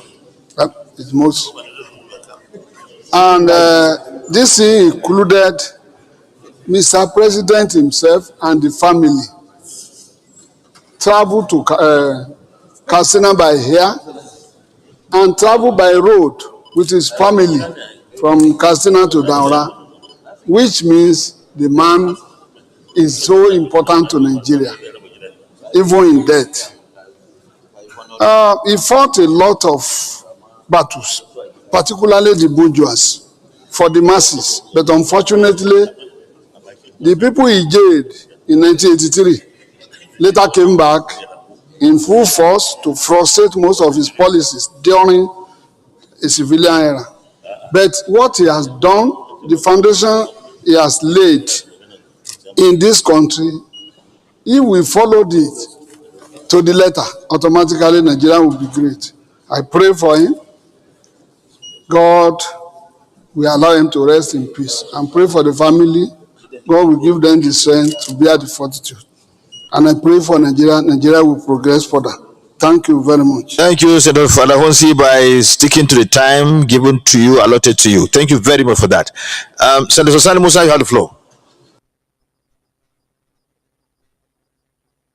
Thank you, Mr. President. my distinguished colleagues, my name is Mohammed Sani Musa, representing Niger East Senatorial District. Just as my colleagues have all said, all the encomiums, eulogies, and tributes of a deserving statesman has been given to our late president. Inna lillahi wa inna ilayhi raji'un. I rise with heavy heart to also give a short tribute of the late president. I will recall with nostalgia during the heated period of 2015, my own encounter with President Buhari is deeply personal. In the 10 days leading up to the 2015 general elections, I was detained by the DSS in part for my role in introducing the permanent voters card and the card reader. That becomes central to restoring credibility to our electoral process in this country. Upon my release, President Buhari, the newly elected, reached out not as a politician, but as a father. He consoled with me in private, and all he said, you are doing a service to your nation. You should not you should not expect any gain or reward of what you have done, but remain steadfast and continue to do what you should do to your nation, what you should do to your country, and not what you should expect anyone to do to you. So that singular act have already defined to me who he is, and when he became the president of this country, he has not changed for the 8 years from who he was. He is a man of integrity. He is humble. Even outside the corridors of power, in his quest to have a peaceful life, he quietly retired to Daura, where he remained playful, humble, and reflective of the person he has always been. He was never flamboyant. He led with restraint. Mr. Chairman, Finance. He led simply. You have 1 minute remaining. He served with a deep sense of responsibility that transcends personal ambition. Today, as we mourn his passing, let us also celebrate the values he stood for: discipline, honesty, and service. May those values live on in the way we lead and the decisions we make in this chamber. May God grant his soul eternal rest, and may his legacy continue to guide our nation. Rest in peace, Mr. President. Thank you very much, Senator by going with the times. Senator Suleiman Umaru, we are going to adjourn by 3, so please bear with us and confine yourself to 2 minutes. Thank you very much, Mr. President. Let me join my colleagues to say a word on our late president. Mr. President, my distinguished colleagues, everyone have said repeatedly, discipline, integrity, incorrigible, and so on. We all agree he's his brand. However, Mr. President, the perspective I want to bring to the attention of the nation is that President Buhari lived a politician life that is not known to most politicians. In other words, those who are close to him politically one of the things they criticize him with, that they are not happy about, is what I think history will judge him fairly for, which is that President Buhari has shown that he does not only live an austere lifestyle, but that he is a Democrat. President Buhari loves to give a fair, level playing ground to almost everyone. And he has demonstrated that in a lot of elections that he has supervised in this country. And when, in fact, most states are in trouble in this country, he came to Bay states, and he did that without separating states that are for his own party or states that don't belong to his party. That is President Buhari for you. And interestingly, Mr. President, he was clear about this when he won election. What did he say? He said, I belong to what? Everybody and everybody. He said it clearly and he meant it. And he tried and demonstrated all of that while he lived his life. Mr. President, I hope that all of us that are politicians, as we say today that President Buhari is this, is that, I hope we are able to, emulate him and show that kind of Spartan life in our political journeys. Thank you very much, Mr. President. Senator Sandi Zangwandora. Thank you, Mr. President. I'm Nasir Sani Zangwandara. I represent Katsina North, the late President's senatorial district. Inna lillahi wa inna ilayhi raji'un. Mr. President, distinguished colleagues, we take comfort in the Holy Quran, Surah Al-Baqarah, chapter 2, verse 156, which says, indeed, to Allah we belong, and to Him we shall return. Today we come together not only to mourn, but to commemorate the life of Baba, President Muhammad Buhari, GCFR, former President of the Federal Republic of Nigeria, former Chairman of the Nigerian Petroleum Trust Fund, PTF, former Nigerian Military Head of State, former General of the Nigerian Army, former Nigerian Minister of Petroleum, former Military Governor of all Borno State, former Military Governor of Northeastern State, a husband, a father, and a grandfather. In the different positions he occupied, his performance demonstrated discipline, uncompromising integrity, resolve, and patriotism. His life was a moral and ethical compass of governance in Nigeria. In reflecting on his presidential legacy, it must be said that President Muhammad Buhari presided over a consequential period or era in Nigeria's development. Under his watch, the country witnessed the largest military equipment drive since independence, with the acquisition of advanced aircrafts, naval vessels, armored platforms, and the commissioning of Nigeria's first indigenous unmanned aerial vehicle, UAV, decisively altering the nation's security posture and capacity. He transformed Nigeria's infrastructure profile, delivering new standard gauge rail lines from Abuja to Kaduna, Itakpe to Warri, and Lagos to Ibadan, and completing the long-awaited second Niger Bridge.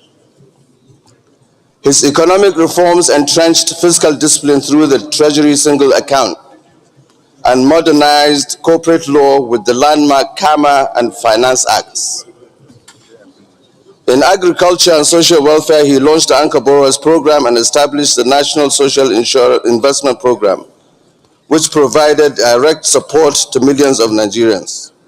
He expanded access to healthcare and tertiary education through the establishment of new teaching hospitals, universities, and polytechnics. And he acted swiftly and decisively to the challenges posed by the COVID-19 pandemic to ensure that the impact was mitigated. Perhaps most notably, he signed the PIA, which is the Petroleum Industry Act, after 2 decades of delay, restructuring Nigeria's oil sector, and enacted the Climate Change Act, affirming Nigeria's commitment to environmental stewardship. For me, he was not only a national figure and a revered statesman. Senator Sani, your time is all. We add 1 second to you. 1 second will not do, but I'll try and get it in until second.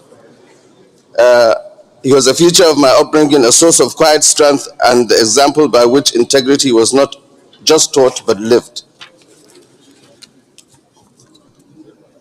To his beloved family, his wife, children, and grandchildren, we extend our deepest sympathies. We recognize that beyond the statesman that the world revered, you have lost a husband, a father, and a grandfather, and a guiding presence. May you find strength in the dignity with which he lived, comfort in the legacy he leaves behind, and peace in the knowledge that his name will forever be etched in the chronicles of our nation's history. Our prayers are with you now and always. To our fellow Nigerians who share this loss and join us in mourning from all around the world, we thank you for the outpouring of love, respect, and solidarity you have shown. The world has witnessed how we have united in our tributes, prayers, and remembrance. Your time is off. To the Chief Steward of our cherished state, Katsina State, His Excellency Dr.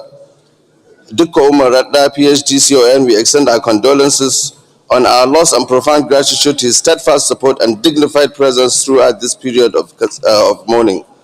On behalf of our senatorial district and indeed the entire people of Katsina, I thank him for standing as both custodian and comforter during this solemn national moment.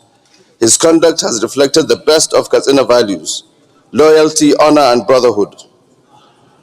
Furthermore, as we have laid our beloved former president to rest, we extend our heartfelt gratitude to His Excellency President Bola Ahmed Tinubu, GCFR, for the exceptional dignity and honor with which he conducted this final rites. Thank you, distinguished senator. The full Senate State Burial Committee. Sir, I think I should be allowed to finish this, if I may. Well, Senator Sani, in just 1 minute. We with all due respect, sir, I do need this. Let me okay, just conclude. Yes. I'm trying to summarize it, but then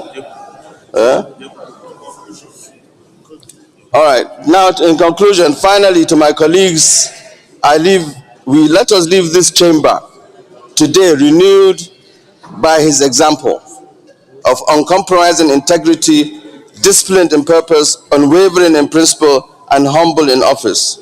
May Allah subhanahu wa ta'ala grant him al-Jannah Firdaus. Amen.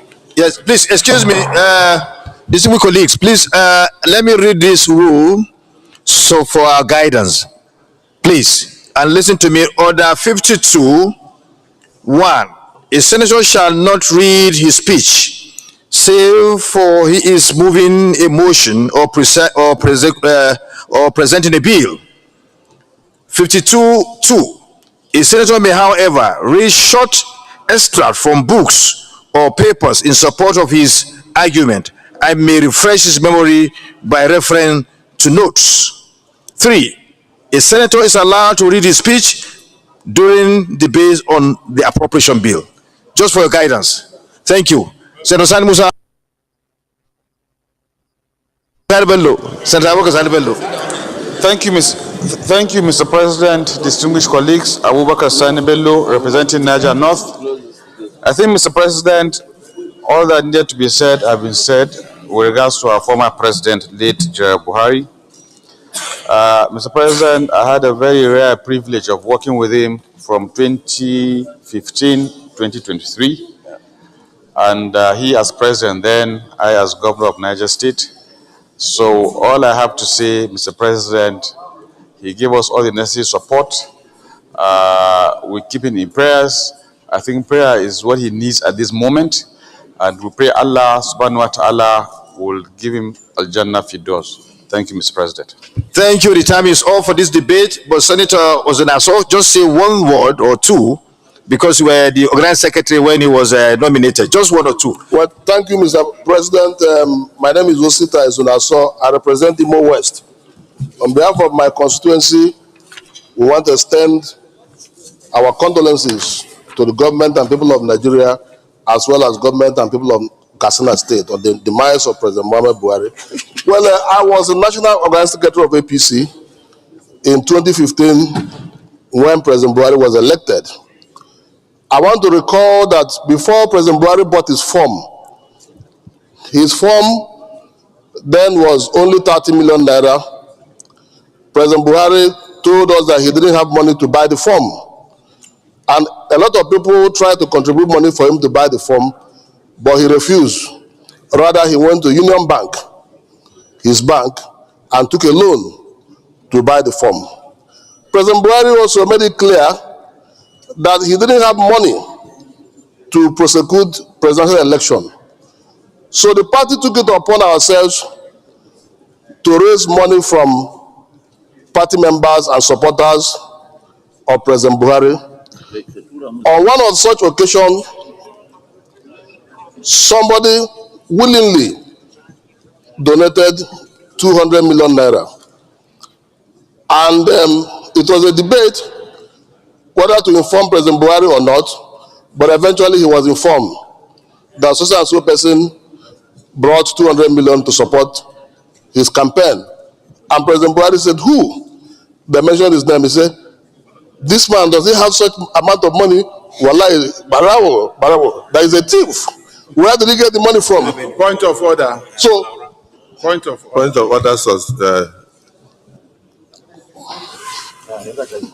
Mr. President, very distinguished colleagues, I rise on Order 8, Sub 3 of our rules to move for an extension of time to enable us take one or two orders of the day that we consider extremely cogent and compelling. I so move.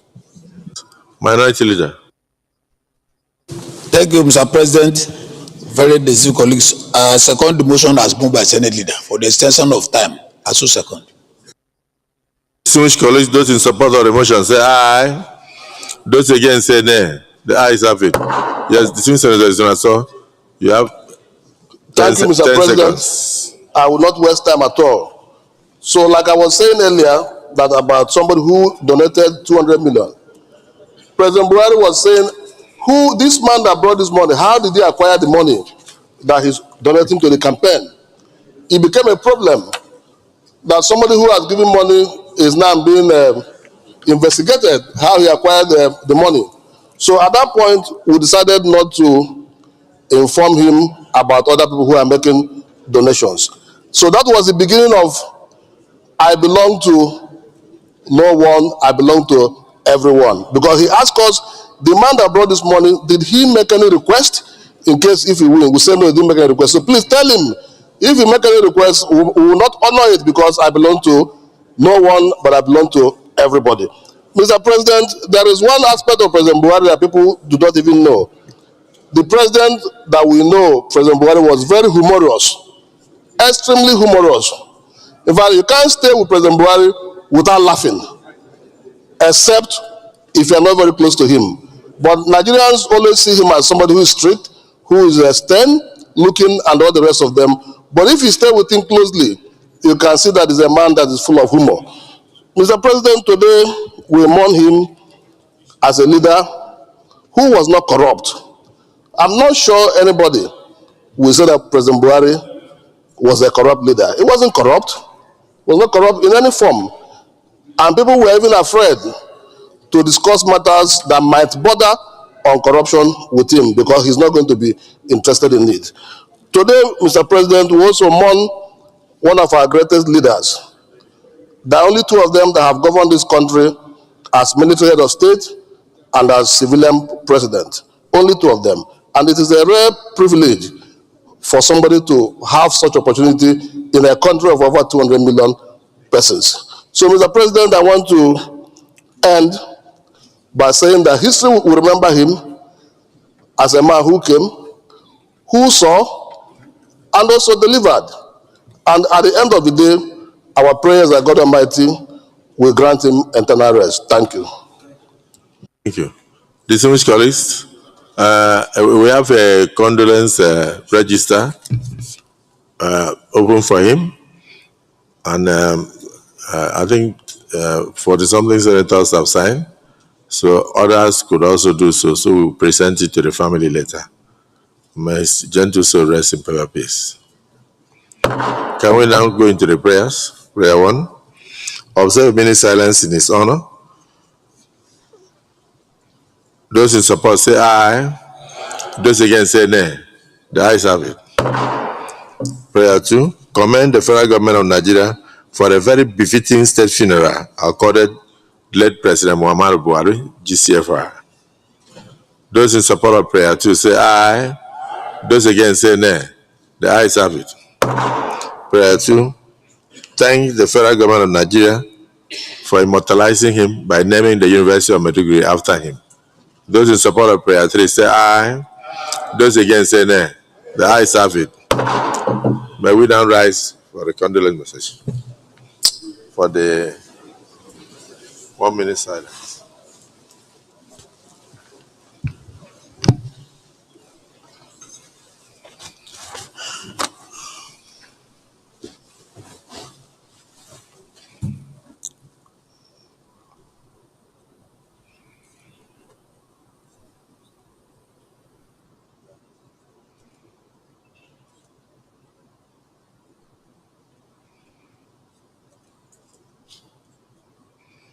May the soul of our late President Muhammadu Buhari GCFR, who labored for Nigeria as military head of state and as civilian president for 8 years, rest in perfect peace.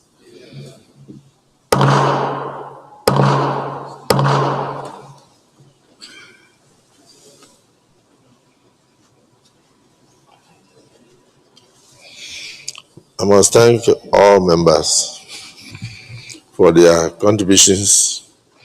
And just like prayers can never be too much, and therefore condolences can never be too much.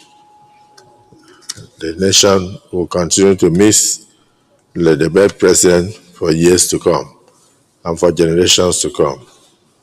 And I hope we have done enough, but I don't think we will stop honoring him so long as Nigeria exists. His name will continue to reverberate through the nooks and crannies of this nation. May Almighty Allah accept his soul in paradise. Amen. Leader of the Senate. Thank you, Mr. President, very distinguished colleagues. The second order of the day is the presentation and consideration of the report of the Committee on National Planning and Economic Affairs on the 2025 budget of the Revenue Mobilization, Allocation and Fiscal Commission. Mr. President, you may wish to invite most distinguished Senator Abdullahi Yahya Abubakar, former leader of this Senate, to move the motion for the Senate to receive and consider the report of the committee. This is Senator Abdullahi. Mr. President, my highly respected and distinguished colleagues, I rise to move the motion for this distinguished chamber to receive and consider the report of the Committee on National Planning and Economic Affairs on the 2025 budget of the Revenue Mobilization, Allocation and Fiscal Commission. I so move, Mr. President. Distinguished Senator Odende.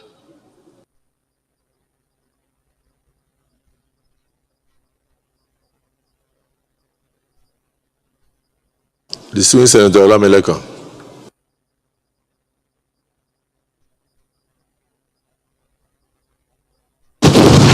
Thank you, Mr. President. Very distinguished colleague, Adeola Solomon Olamileko, representing Ogun West Senatorial District in the Senate of the Federal Republic of Nigeria. I rise to second the motion as moved by Senator Abdullah that this Senate do consider its report. I so second. Distinguished colleagues, the motion has been moved and seconded. Those in support that this report be presented to the Senate now for consideration, say aye. Those against say nay. The ayes have it. Distinguished Senator Yahya, please, you may wish to lay your report and then give us a summary so we can move on.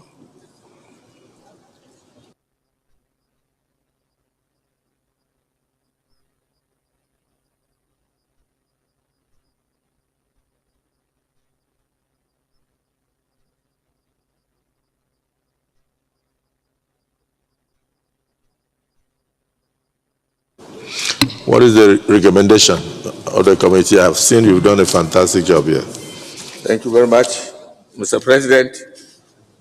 This report is a harmonized version of both the report of our committee and the committee of finance of the House of Representatives, where the two committees are the ones that are overseeing the activities of revenue mobilization, allocation, and fiscal commission.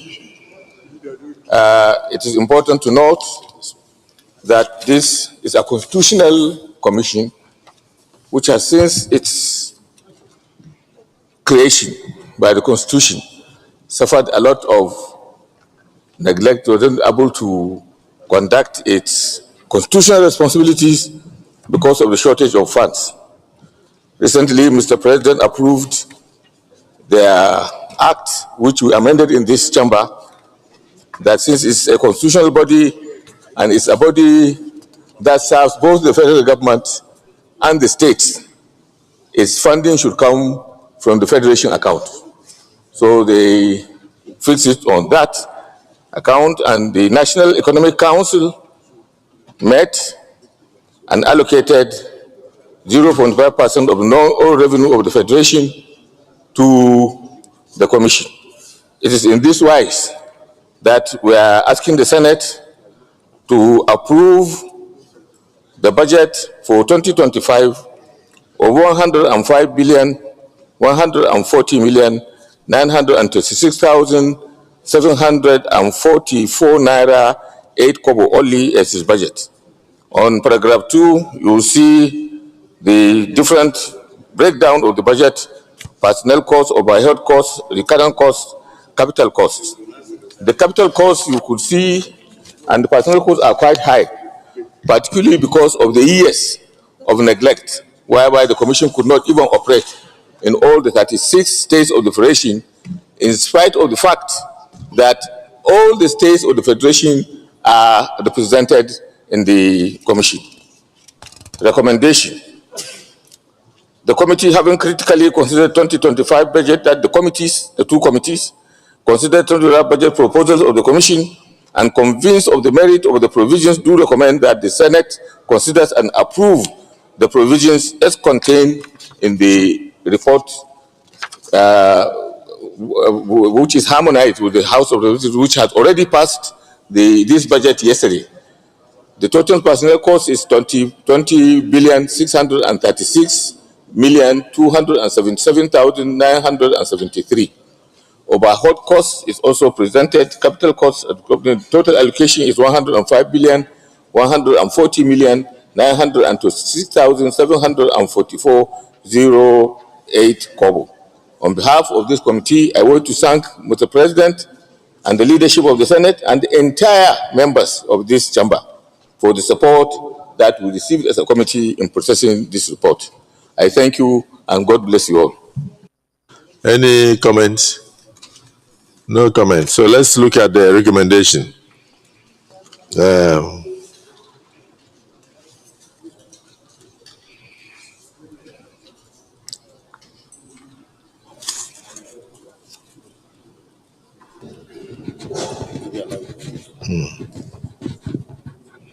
Those in support of the recommendation as stated herein say aye.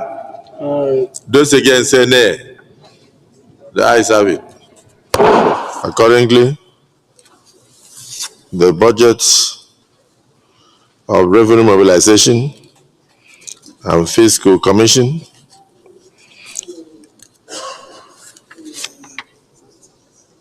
in the sum of 105 billion 140 million 926,744 naira 8 kobo is hereby approved. Leader of the Senate.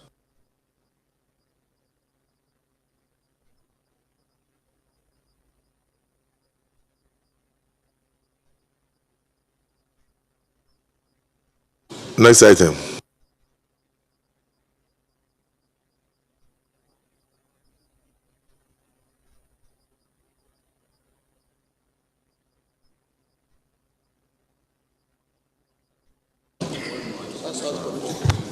Mr. President, very distinguished colleagues. Well, Mr. President, distinguished Senator Orji Uzor Kalu is trying to give a lead as to what he believes is the mood of the Senate. But if I understood you correctly, Mr. President, as the presiding officer, I know the mood of the Senate, as understood by you, is that we take the next order of the day. Because of our schedule, just report of the Committee on South-South Development Commission. And it's just a single. It's a single item. So, in that wise, and without prejudice to distinguished Senator Orji Uzor Kalu, may I say the third order of the day is the presentation and consideration of the report of the Committee on South-South Development Commission on the confirmation of the nomination of Senator Tijani Yahaya Kara for appointment as member representing the Northwest Geopolitical Zone in the Governing Board of the South-South Development Commission. Mr. President, you may wish to invite most distinguished Senator Kombowe Benson Friday, Chairman of the committee, to move the motion for the presentation and consideration of the report. Senator Asuku I understand that distinguished Senator Asuku. Senator Asuku Ekpenyong will do it on his behalf. Mr. President, distinguished colleagues, my name is Asuku Ekpenyong, Senator representing Cross River South. I rise before the Senate to lay the report of the Senate Committee on South-South Development Commission on the screening of Senator Tijani Kara as member representing the Northwest Geopolitical Zone in the Governing Board of the South-South Development Commission. I so move. Senator Amos Johanna. Mr. President, distinguished colleagues, I'm Amos Johanna Adamo North. I rise to second the motion that the report of the Committee on South-South Development Commission be laid and considered. I so second. Thank you. The motion will be moved and seconded. Those in support of the motion say aye. Those against say nay. The ayes have it. Leader of the Senate.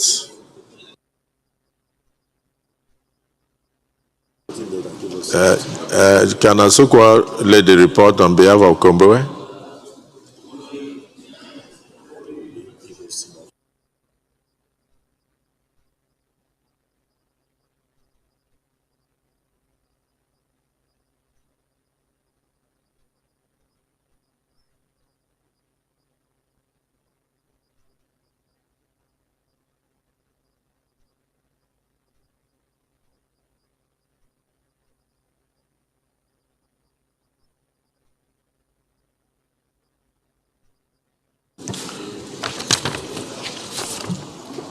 Mr. President, the nominee was invited to introduce himself and respond to questions regarding his educational background. After a thorough screening exercise, the committee observed that the nominee is not only a former minister and senator of the Federal Republic of Nigeria, but also possesses the requisite academic and professional qualifications as stipulated in Section 13 of the South-South Development Commission Act, and is therefore considered suitable and fit to serve as a member of the governing board of the commission. In view of the above findings, the committee finds the nominee suitable and accordingly recommends that the Senate do confirm the nominee, Mr. Tijani Yahaya Kara, for appointment as a member of the governing board of the South-South Development Commission in order to bring the membership of the commission to its full complement. Mr. President and distinguished colleagues, on behalf of the Senate Committee on South-South Development Commission, I wish to announce again and express my sincere appreciation for the opportunity to serve in this regard. Thank you, Mr. President, distinguished colleagues. Leader of the Senate, DSP. Mr. President, the nominee was a colleague here. I didn't know why he went through all those screening. He should have been expressly given the note. He was my deputy, and he chaired Committee on Federal Character. And so he was one of us here. So it was an aberration to allow him to go through that process. So, Mr. President, we should guard against this in the future. Thank you, Mr. President. So, leader of the Senate, you may wish that we go into committee of the whole to conclude. Thank you, Mr. President. Very distinguished colleagues. I rise to move that the Senate resolve to committee of the whole for further consideration of this report. I so move. Minority leader. Mr. President, very distinguished colleagues, I rise to second the motion as moved by the Senate leader. I so second. Distinguished colleagues, those in support of the motion say aye. Those against say nay. The ayes have it. So we go into committee of the whole.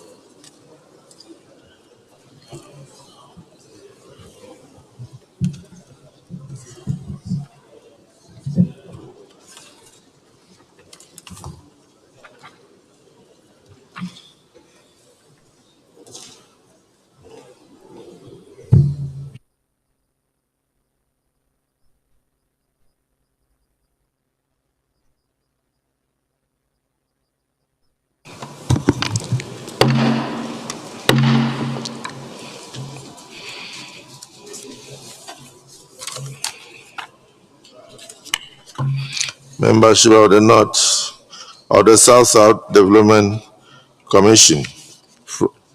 The nominee from Northwest. Distinguished colleagues, will the Senate approve the nomination of Senator Tijani Yahaya Kaura for appointment as member representing Northwest Geopolitical Zone in the governing board of the South Development Commission? Those in favor say aye. Those against say nay. The ayes have it.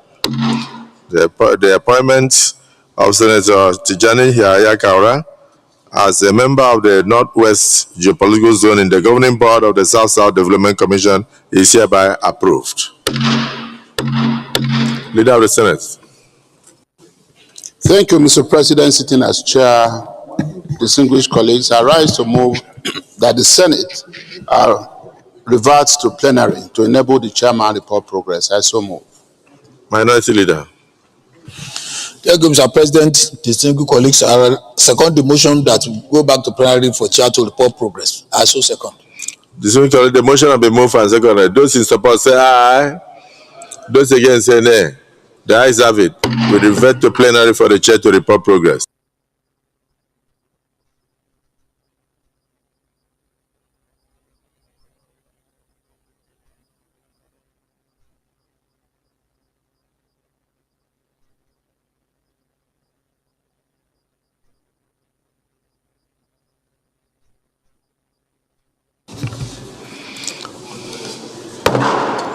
Distinguished colleagues, the Senate in the Committee of the Whole considered the report of the Committee on South Development Commission on the screening of Mr. President's nominee for appointment as member representing the Northwest Geopolitical Zone in the governing board of the South Development Commission and approved the nomination of Senator Tijani Yahaya Kaura as member representing the Northwest Geopolitical Zone in the governing board of the South Development Commission. Is this a true reflection of what transpired in the Committee of the Whole?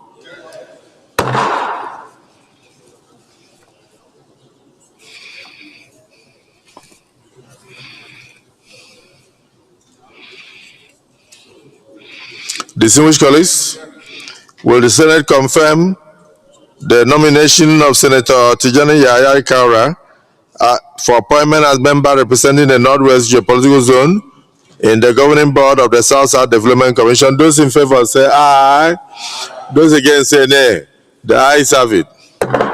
The nomination of Senator Tijani Yahaya Kaura is hereby confirmed as member representing the Northwest Geopolitical Zone in the governing board of the South Development Commission. Let me thank the South Development Commission Senate Committee for the expeditious manner in which they did this screening and confirmation, and also to appreciate the Deputy Senate President for his observation that being a ranking member of this August assembly, that he ought to have been treated with a little bit of preferential treatment. So we will not apologize for it, but it's better to, what is worth doing is worth doing well, and it's good that we have done it, and you can see the speedy manner in which he was cleared because he's overqualified for even that membership. So we thank all of you and thank the distinguished senators for their contributions. And congratulate very distinguished Senator Kara for his nomination and hope that it will bring value to the South-South Development Commission. I thank you all. In the absence of any other, you have you done it? Yeah, point of order? Mr. President, very distinguished colleagues, I'm rising on a constitutional point of order. And this is important so that as the leader of this Senate, no one would accuse me someday of not having performed my role or upheld the Constitution that we all swore to uphold. My point of order, Mr. President, is Section 63 of our Constitution, 1999 Constitution as amended. And the essence of this point of order, Mr. President, is to say that this Senate is not ripe for an annual vacation as being proposed that will close tomorrow. With your permission, Mr. President, I would like to read Section 63 as well as Section 53 of our Constitution. Mr. President, if I have your permission.